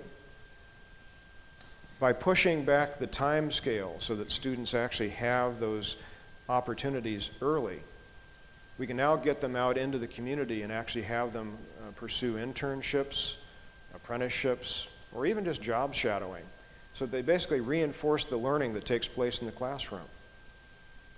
I've always had the vision, since I worked in healthcare, that having an internship is so critically important for our students because it takes the theory that we give them in the classroom and it allows them to translate that into practice. It reinforces, it engages them, it energizes them. And so 288 classes or dual enrollment classes are important because we get them on that pathway to opportunity that much faster. We connect their educational process so they don't have that, pardon me for saying it this way, but worthless senior year that doesn't really do anything. And I know in San Diego, students in the local high schools weren't really getting much out of senior year except going to McDonald's. Wouldn't it be nice if we fill that time with more meaningful work and opportunity? And in our case right now, if I can for a moment, let's talk about AB 705. How many of you know what that is? Okay. Scary, huh? Putting everybody into college level work immediately. Wow. If I may, who thought that one up? For those of us that have been at this a while, we realize that students come to us with all sorts of backgrounds, with all sorts of needs. And we've been pretty good at addressing that over time, but now we've been given a mandate. And how do we basically work with that mandate? One way that I just offer you as a thought, I'm certainly not saying this is the way to do it, but what if we start rolling down some of our other math and English classes into high school in that senior year? Help get them ready. Find out what they need. Connect them to our college level programs. I think the other thing to think of here is that AB 705 is going to have an impact on our enrollments in all districts. If we're basically cutting out all of those basic skills courses, that's going to impact the total number of units that a student will be taking. We'll see less of them. And what does that mean in terms of our overall enrollment at a campus like Reedley? We're going to have to find ways to increase our programs and services to serve more people. And that's where I get back to the issue of maybe looking at the age groups that we serve and finding out how to be relevant to the entire community. And I want to come back to that word again, relevance. It's important for a college to be relevant to its community because we help build that community. And that community helps build us. It's an interesting relationship. The thing that I've done over the past 5 years is make sure I've reinforced that relationship. I've been out in my community volunteering my time at senior in our local Valley Industry Association. I'm actually an executive board member now. As I mentioned, I helped build a veterans collaborative. All of those things bring energy and opportunity back to the college. I helped the Valley Industry Association write a strategic plan that wrote in the college in terms of basically sharing marketing for various programs on the campus so that more business owners understood what we had and how we do it, and where their employees might benefit from coming and taking classes from us. So in terms of the connectivity, it's important to have those high school students connected into our programs, both for career and transfer programs. The middle college high school program you have here on campus, I bet it's the same as I have at my campus right now. And that is, it's interesting to watch your students graduate with a college degree the day before they get their high school diploma. That's pretty cool. Let's do more of that. Thank you. And you've partially addressed this, but I'm going to read it to see if there's anything you want to add. How can you help increase enrollments and funding while maintaining quality instruction? Well, quality is incredibly important. Quality is what keep people coming back. I know that in my case, I took a great deal of pride. I taught a very narrow niche of courses. I was in medical electronics. How many of you teach that? But I did a good job of it. How do I know that? I looked at where my graduates went. I placed graduates at the Mayo Clinics in Rochester, Minnesota. I placed them in Texas. I placed them all over the country. I'm sure many of you do the same thing. Because not all of our graduates get to stay home, do they? Not enough jobs. But we give them the right skill sets, they can go anywhere. Those skills are transferable. So the issue is, quality is job one. I guess somebody else said that, right? But it's truly the case in education because it's everything. That's the way we market more often than not. But as we send our students out, what do? We do need to develop new programs. I'm a believer, and I've said this to a number of groups over the past few weeks, it's the issue that we need to figure out how to make credit programming work with non-credit programming and even fee-based training. Those are the three aspects of what we do in our system of higher education. And why do I say that? Anybody know how long it takes to roll out a new course and get it approved? 24 months. Do you realize that if you talk to the folks in Tesla, their skill sets are changing every 24 months? It doesn't work that well, does it? So in a sense, we've got to figure out how to be more effective at creating new curriculum that meets the needs of our industries and rolling it out faster. And one way to do that is through fee-based training while we're actually creating the courses and programs that then get approved on a longer-term basis. Why is non-credit so important? How many of you are actually involved with guided pathways? Okay, then you know that in terms of guided pathways, it's more of a freeway model, isn't it? I hate to say it like that, but there are many on-ramps and off-ramps to education. You don't necessarily get everything at the same time, but you know what your pathway is. You know what that freeway is. And so we might get students getting on an on-ramp from high school. We also might get adults on that same on-ramp while they're taking ESL, for example, while their students going to school at an elementary school. So how much of that are we doing? I notice we've only got 57 non-credit sections through Reedley right now. I've been working currently where I am to expand that. We're doing everything from offering human resources classes as non-credit certificates to you name it. How do I know what to offer? How do I know what to do with our faculty and staff to create those opportunities? We have regular meetings with business and industry. We have a business alliance along with having an education alliance. And so all the education partners talk, all the business folks talk with the education people. And we then get a better direction on what to create and how to create it to make it effective. Now I'm going to say one thing. Reedley has been doing wonderful work, that's obvious. You can walk around the place, you see the number of students, you see the statistics. You go onto the scorecard for the state, the stats are good.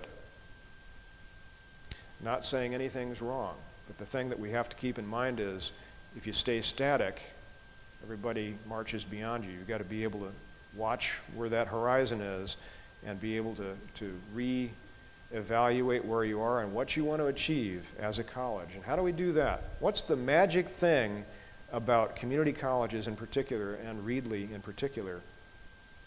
The issue of participatory governance. Everybody has a voice. I grew up in that. At Grossmont College, I worked my way up through an academic senate. I ended up co-chairing as a faculty member the planning and budget committee for the entire campus. How many of you are involved in committees that actually help guide this campus?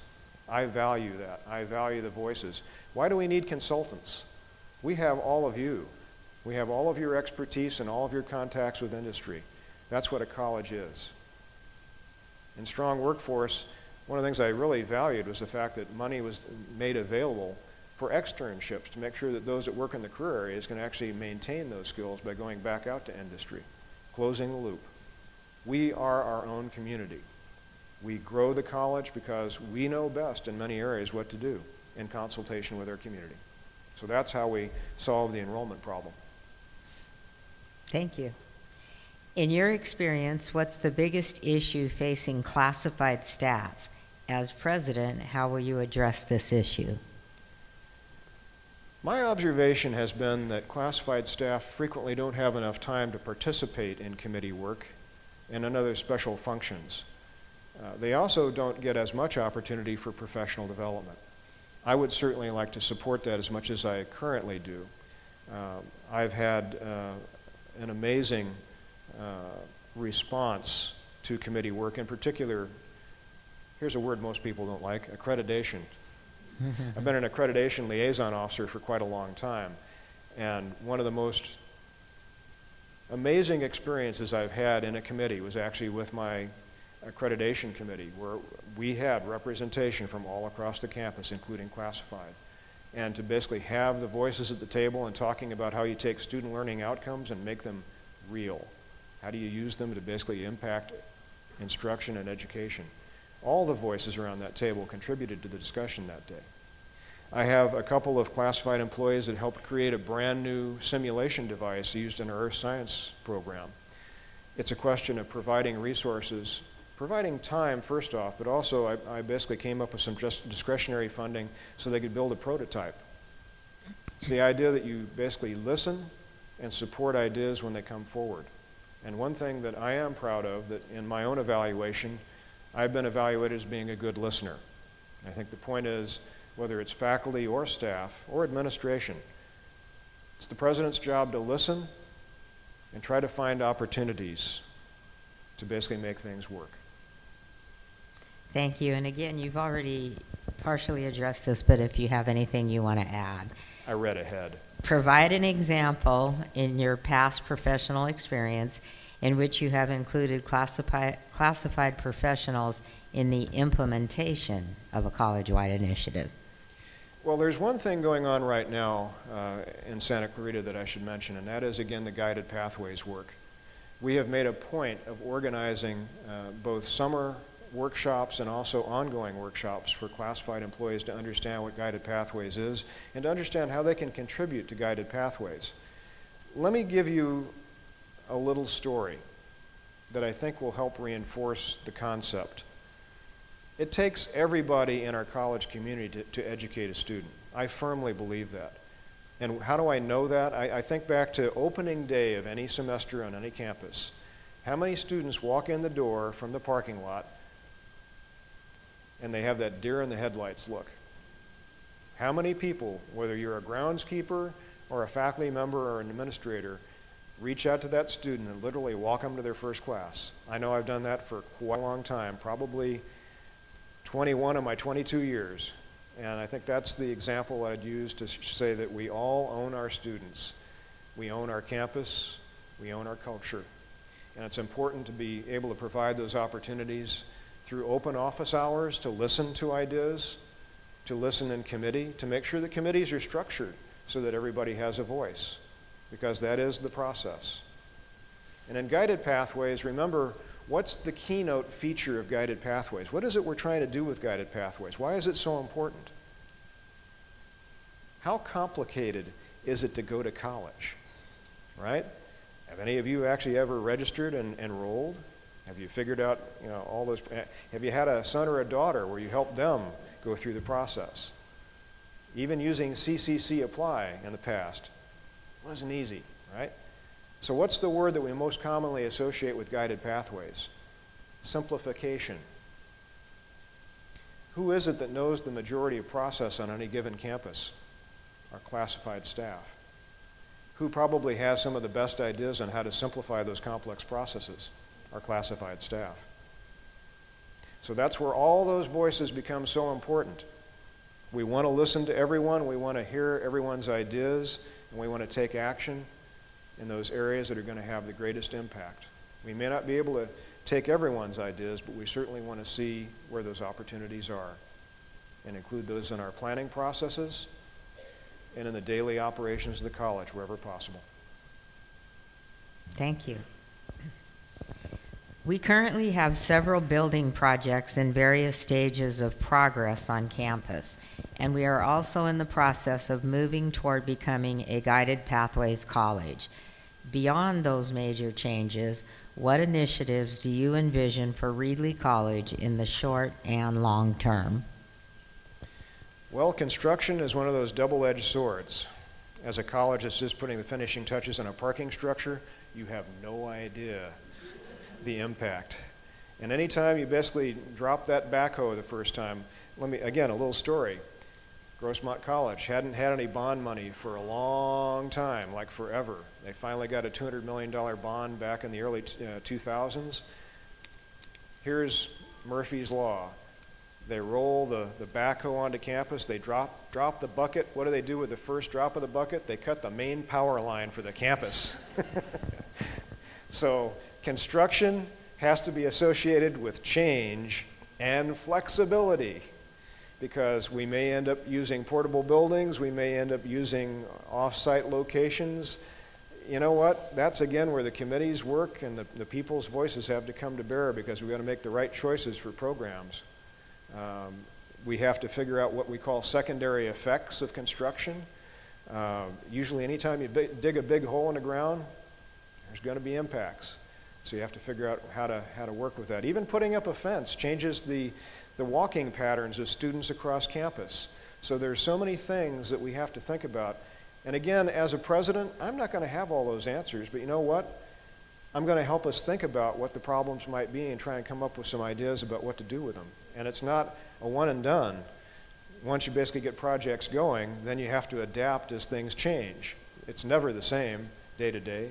You have to figure out what the best corrective actions are when problems come up. So I can only say again that I've had experience working from what's called the initial project proposal phase all the way up to the punch list of making corrections after the contractors have finished their work. And it is so important to have all the faculty and staff involved in the process of looking at these buildings as they go through the design work. I was looking at some of the notes online about some of the committees already in place. I've certainly worked on science buildings. I've worked basically in a number of different projects. I actually had the joy of helping design and actually implement a health professions building at Grossmont. Had a science building expansion at Miramar. It can be a lot of fun. You're actually watching a college evolve. You're helping it grow, and you create opportunities with buildings. May I go back to one important point? The campus is not buildings. The college and campus are actually the people. It's the personalities. It's the expertise. The buildings are a tool, and it's important to have the right tools in the hands of the people doing the work. And that's why making sure those voices are heard is so critically important. I will say that also when it comes to construction projects, they usually never come in on budget. So it's important to have fundraising in place. I know that the predecessor here, Sandra Caldwell, did a lot of good work out in the community raising funds for the up-and-coming Performing Arts Center. I've got a 900-seat Performing Arts Center in Santa Clarita. And I just want to say they're marvelous to have. They're an amazing instructional opportunity. They're also sort of like a boat. They're kind of like a black hole in the water you throw money into, because it takes a very specific business plan to make sure they're financially stable. So whatever we do in terms of putting together a season in a Performing Arts Center, you want to make sure the business plan is such that it's at least going to break even, and it doesn't sound easy all the time. So. Thank you. Yeah. How do you believe guided pathways AB 705 and AB 1809 will impact athletics, and what ideas do you have for addressing these issues? Well, I have a particular viewpoint on athletics, and in fact I also have a similar view of clubs and other activities that engage students. Where I come from, we actually have a required minimum number of tutoring hours for all athletes. They have to put in a minimum of 3 hours a week in our tutoring center. And I was just reviewing a paper that came out from our research department last night where we actually are showing a 12% differential between those students that actually invest time in the tutoring center versus those that don't. I think we all know that in the back of our mind, but there are papers out there across the educational literature that support the fact that when we require students to have tutoring, they do better. How do I relate that back to athletics? Athletics creates what environment? The team. Why is the team important? Isn't that one of the institutional outcomes that we're trying to get people to understand, is how to work in teams? And for that matter, all those other institutional outcomes I mentioned are part of that effect. So I don't care really whether it's an athletic team or an academic team, like a forensics team, Model UN, Future Business Leaders of America. What do all of those activities do for our students? They build that team opportunity, learning how to work together. They also effectively increase their ability to communicate. So many different things. So yes, there is an expense associated with athletics, but it is important that in a full-service college campus, in a comprehensive college campus, that we offer all opportunities for students that we can afford to offer. And I think that now we're back to the bottom line. A college has to have an effective plan of action, a master plan, a strategic plan, and annual plans that we commonly call program review that tells us what our priorities are year by year. And that's going to help us make decisions about what percentage of the budget goes to athletics and what goes to other things. But I think it's important for students to have unique opportunities that they might not get anywhere else. I'll tell you about one experience, again, where I am. About 2 years ago, I worked with our local patrons of the performing arts to help supplement a budget so that we could actually purchase Steinway pianos for our music program. We were able to buy enough, thanks to the patrons, that we were then labeled a Steinway school. Why is that important? Marketing.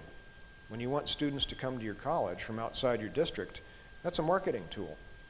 If you want students to stay in your district and come to your school, it's a marketing tool. But more than that, let me tell you one other experience. What if you have a student that grows up locally, will probably not go to a 4-year, maybe the 2 years all they're ever going to do in terms of their degree, but while they're with us, they get to play on a Steinway piano in a 900-seat performing arts center in front of their family and community. Wow, is that special? That's why I invested my time in that project. And I look at athletics, I look at other club opportunities, I look at the time and effort that we all invest with our students as critically important, because in a guided pathways model, it's about what? Engaging the student and keeping them on their path. Why do they stay on that path? Because you show that you care, because you provide resources for them to learn effectively, and they enjoy it. Thank you. What is your philosophy and vision for Reedley College athletics? Please offer some specific examples from your career of how you have supported your athletic department. Well, I had athletics at Grossmont. As a dean, that was part of my assignment. I think it's important to remember Title IX here because we want to make sure that we're basically providing opportunities in a balanced fashion. And the reason I chuckled was almost everybody has football. And what does football do to the equation? There are so many students in football, male students typically, that you don't have basically balance for other genders in that equation. So it's important to look at things such as tennis, which I certainly supported. We had a long-standing tennis team at Grossmont. Golf, some of the smaller programs sometimes are of interest. But I think, again, what is it that the community values? Is it soccer? You know, what is it that the students are coming up through in terms of club sports? Usually that system helps define what we should be offering, because if the students have come up through elementary and middle school and high school in certain sports, we should be looking to support that as well, as much as financially possible. I guess more recently, I think at College of the Canyons, they did not have a women's tennis team, nor did they have soccer. And so I supported adding those two sports to basically help balance the equation. And yes, we kept football.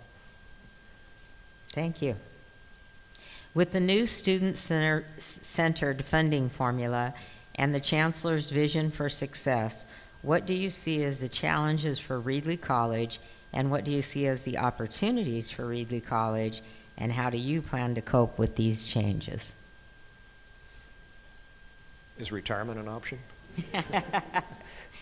Obviously, it's not an option for me, or I wouldn't be standing here today. I intend to put in about another 10 years in my career and help serve communities and students. The student-centered funding formula obviously was designed to help reinforce the vision for success. The only part of it that I really have heartburn over that keeps me up at night is the 35% increase in transfers. It's not getting students transfer ready like it used to be a decade ago. Now they're telling us we actually have to transfer them, and they have to have a destination that accepts them. So I think that particular part of the vision and the credit that we get for transfers is important to realize. To be able to achieve that, we're going to have to get creative, and I already alluded to part of what I would suggest. My vision would be, can we look to our four-year partners and actually have programs represented near Reedley? Is there a way that we could basically work with privates and set up programs, much like I've done for our nursing program currently, because there's a big to-do lately about the fact that associate degree nurses really aren't what many hospital systems are looking for. They're looking predominantly for bachelor prepared nurses because they're all becoming magnet systems, if you know what that is. So I've basically gotten busy locally and made sure that we had private partners on campus that could actually, believe it or not, dual enroll our nursing students. So their second year of the nursing program, they're actually in their first year of a baccalaureate program, or I should say third year of their baccalaureate program, so that they have advanced standing and they're able to get that baccalaureate degree. That just as an example of the kind of creativity that we have to think about in this future that we haven't quite seen in focus yet. What are the advantages in this formula for Reedley? I think what we've talked about already. If you look at the number of opportunities to get credit for completion, the 9 units in CTE, basically achieving certificates and degrees, there are other opportunities that we could take advantage of. I've mentioned non-credit a number of times. What if you created a non-credit program where they could take a couple of courses in what we call a career development or college preparation sequence? You get the same credit for that certificate as you do for someone in a credit program. You get the same apportionment. So there are a lot of advantages to having some of those programs in place, and it might not take so much effort because we could do what colleges like Mount SAC have done, where they mirror a credit class with a non-credit class. You can have both types of students sitting in the same classroom. So there are different things that we need to look at it as a college community. I'm never going to dictate what we should do, but I'm going to facilitate the discussion to find out where those opportunities lie and where you think we should pursue those opportunities. I think the fact that part of the funding formula now gets at the number of financial aid applications and the number of financial aid recipients, it puts pressure on us to make sure that all of our students know what the opportunities are for financial aid. And it gets back to a prior question, the issue of what's the impact of having first year and even now potentially a second year promise program. We're getting back to what we had back in the 60s. Anybody remember the 60s? Some of you are way too young for that. We had free college up till, what was it, 1984, I think it was, somewhere in that range. So we're kind of getting back to those roots where finances aren't a barrier. But let's not forget, some of the work that Reedley's already doing is important there as well, because it's not just the fee structure that's a barrier to students. What else is it? It's the cost of books. So the work in OER, Open Educational Resources, again helps lower that overall cost of education for students.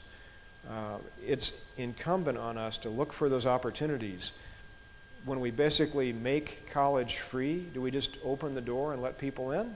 Or do we basically link that coverage for fees to participation in something like a first-year experience program? So they come in and they get all the preparation they need to be a successful student as part of getting that funding. There are ways to make it work, and many colleges already have that in place. So how do we continue that? What do we do in our second year to make that even more effective? How do we continue to engage, and how do we continue to support the students with the greatest need? I think the single most important potential outcome of all the changes in funding is the opportunity to flip the equation where 2/3 of our students are what? Part-time. Why are they part-time? Because they have to work to afford to live and come to school. Look at the changes in Cal Grants this year. It is reallocating resources, I'll admit, but more dollars are on the table now for our students in community colleges to get, what is it, either $6,000 or $10,000 a year, I believe it is, to cover their expenses, both in school and for living. So how do we as a college community look at those opportunities and help our students and their families realize that opportunity and take advantage of it? The hard part is getting the word out. And who does that responsibility fall to? All of us, but in particular, our counselors and our classified staff. And really, it's marketing, isn't it? It's making communication possible. That's where I get back to the fact that it's important for a president to link up with the Chamber of Commerce. I met the executive director yesterday. Walked in and introduced myself, and I said, hi, I've served on my local chamber. I wanted to come in and introduce myself and find out what's going on here in Reedley. Those kind of connections are important because the college doesn't exist by itself. The faculty, staff, and the president and administrators have to be out there on a daily basis, maintaining those connections with our community and getting word out on important things like first-year promise and the changes to Cal Grant, so more students want to come here and more students understand they can come here. Thank you. What are the 3 most critical issues facing the college, and how do you address them? That's a tough one. Only 3. I think my experience in this area would be I've grown up, if you will, in 2 different multi-college districts.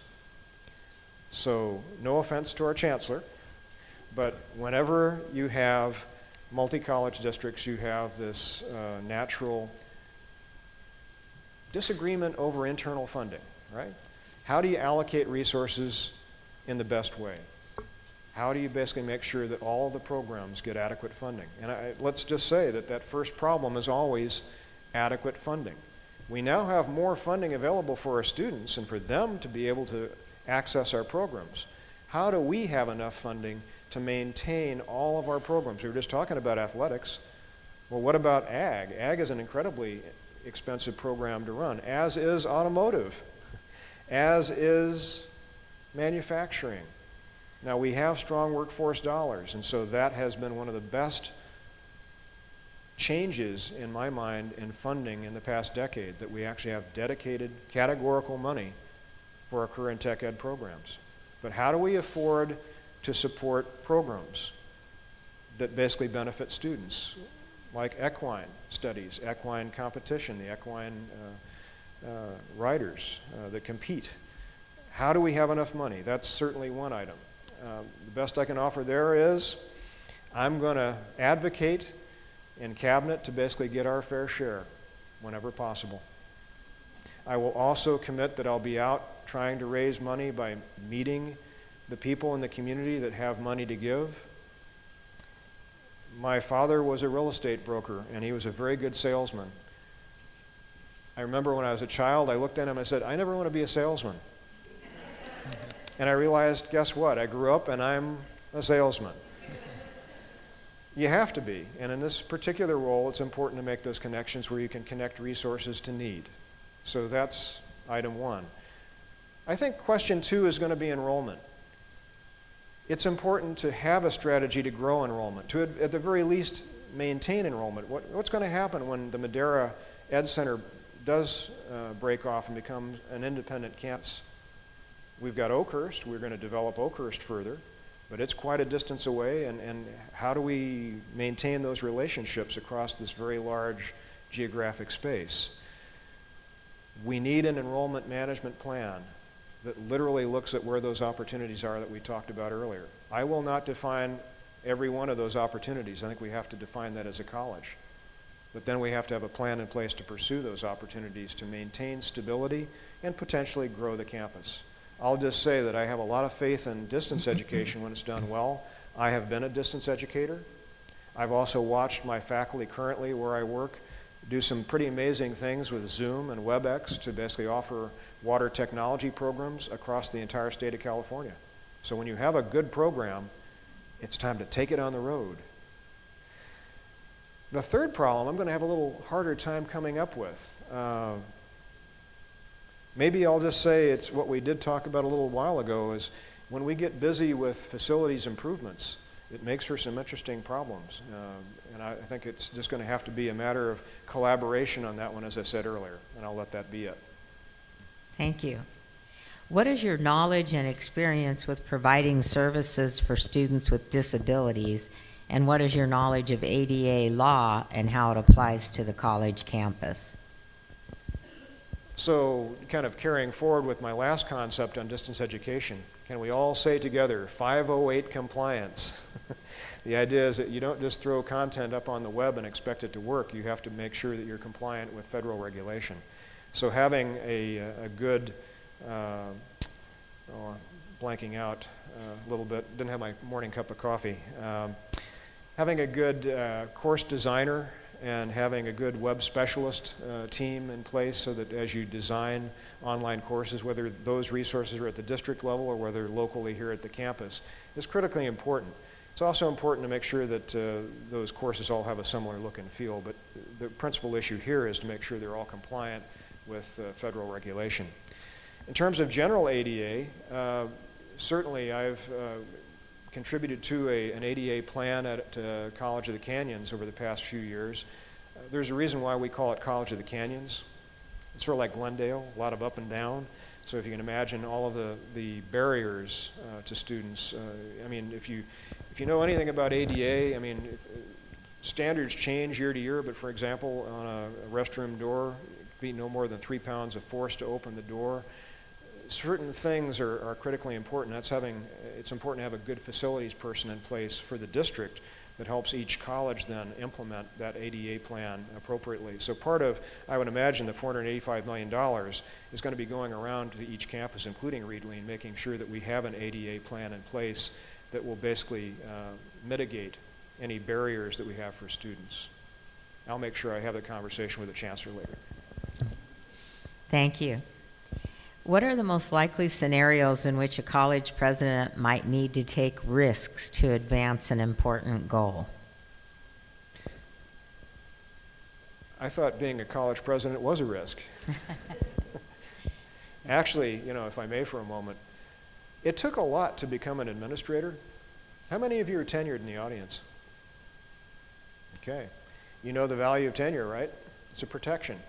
So in 2005, when I decided to move out of the classroom in the same district, at least I still had retreat rights, but when you then move from district to district, one of the problems for administrators is you really don't have much protection. So it's scary at the top. Back to the question though. I think everything that you do for a college has some risk associated with it. It's a question of risk and benefit. You're never going to make everybody happy, for one thing. So every time you make a decision, there's a risk associated with that decision. But more importantly, a president has to make those high-value decisions that do affect larger numbers of people.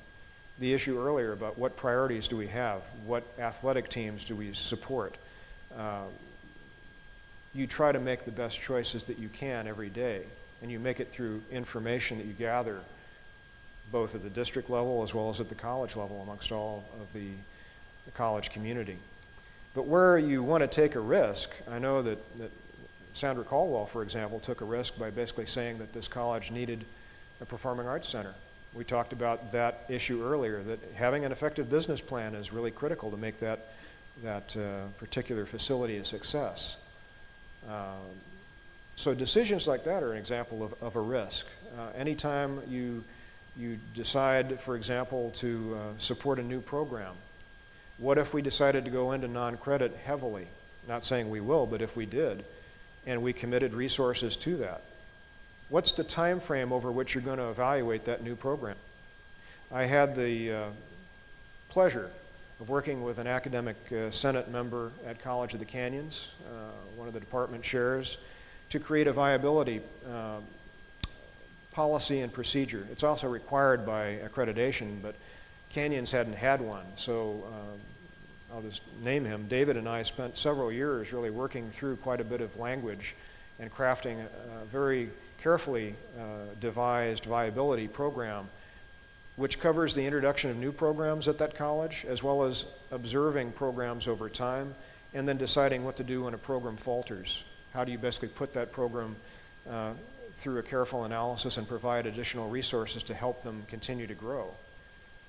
Those are some of the very difficult questions that a president has to deal with, because ultimately those sorts of policies and procedures go all the way up to the board, and they are basically made into a permanent process for a college like this. So whenever you basically get into those sorts of policy decisions and crafting procedures that affect large groups of people, that's taking risks. Putting new programs in place and providing resources for them to succeed, that's a risk. But hopefully it's a calculated risk that we make together, and we're all happy with the outcome. Okay, you have just a couple minutes here to answer this question, and then you'll make your final statement. Please discuss how you typically engage in planning major college campus change initiatives, including whom you include, how you involve them, how you communicate, and how much time it takes. 2 words: guided pathways. Committees, participation. For guided pathways to be successful, and this is not an overnight change, is it? You know, reformulating basic processes that have been part of our foundation for decades. It's important, as I said earlier, I don't have to spend a lot of time on this question because we've already talked about it. It's having the proper voices at the table that include both full-time faculty, part-time faculty, classified staff, as well as administration. And why did I say part-time faculty? Part-time faculty sometimes have a broader viewpoint. They may work at multiple campuses and even multiple districts. I know distances are greater here in the Central Valley, but I'm sure we still get some, what we refer to in the LA area as freeway flyers. And having that additional perspective is sometimes very useful.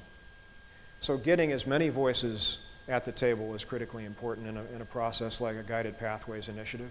And then having realistic goals and timeframes in place for change. At College of the Canyons, we thought we had meta majors nailed down. Then we went out to the students. Guess what? Not so much. Didn't like the names we'd picked, didn't understand why we'd done it. So we then went back to student focus groups and got more information. So I think a change process, number one, takes time. It takes effective facilitation. It takes patience. It also takes setting goals and setting outcome measures. You know, SMART goals, SMART objectives. Those are things that we're familiar with through our planning processes. So whenever you have a change initiative, we want to apply those best practices to that change process. And every once in a while, it doesn't hurt to have a college-wide retreat and get feedback. Show everybody where we are, ask as many people as we can for feedback. Maybe we need to change directions. We'll have to see. Thank you. And you now have 1 minute to make a final statement. Okay, well, I've tried to take my 50 minutes or so to paint a picture of who I am and why I'm interested in coming to Reedley. I was born in a rural environment. I've always enjoyed community college education. And above all, I've always wanted to come somewhere and be somewhere where I could make a difference. I've always tried to do that, whether it was as a faculty member or any other position that I've held. I feel that I can make a difference here at Reedley. I'd like to be part of the family here. And I really do look at what we do as work in a family. We affect families. We change people's lives. And I'll just close with my philosophy that I am doing what I'm doing. I've done it for nearly 30 years because I believe that our system of education is so unique because we have the ability to change people's lives every day. We get to literally impact their economic and social mobility. We can never forget that, and we should never, ever let anyone convince us otherwise. Thank you. Thank you.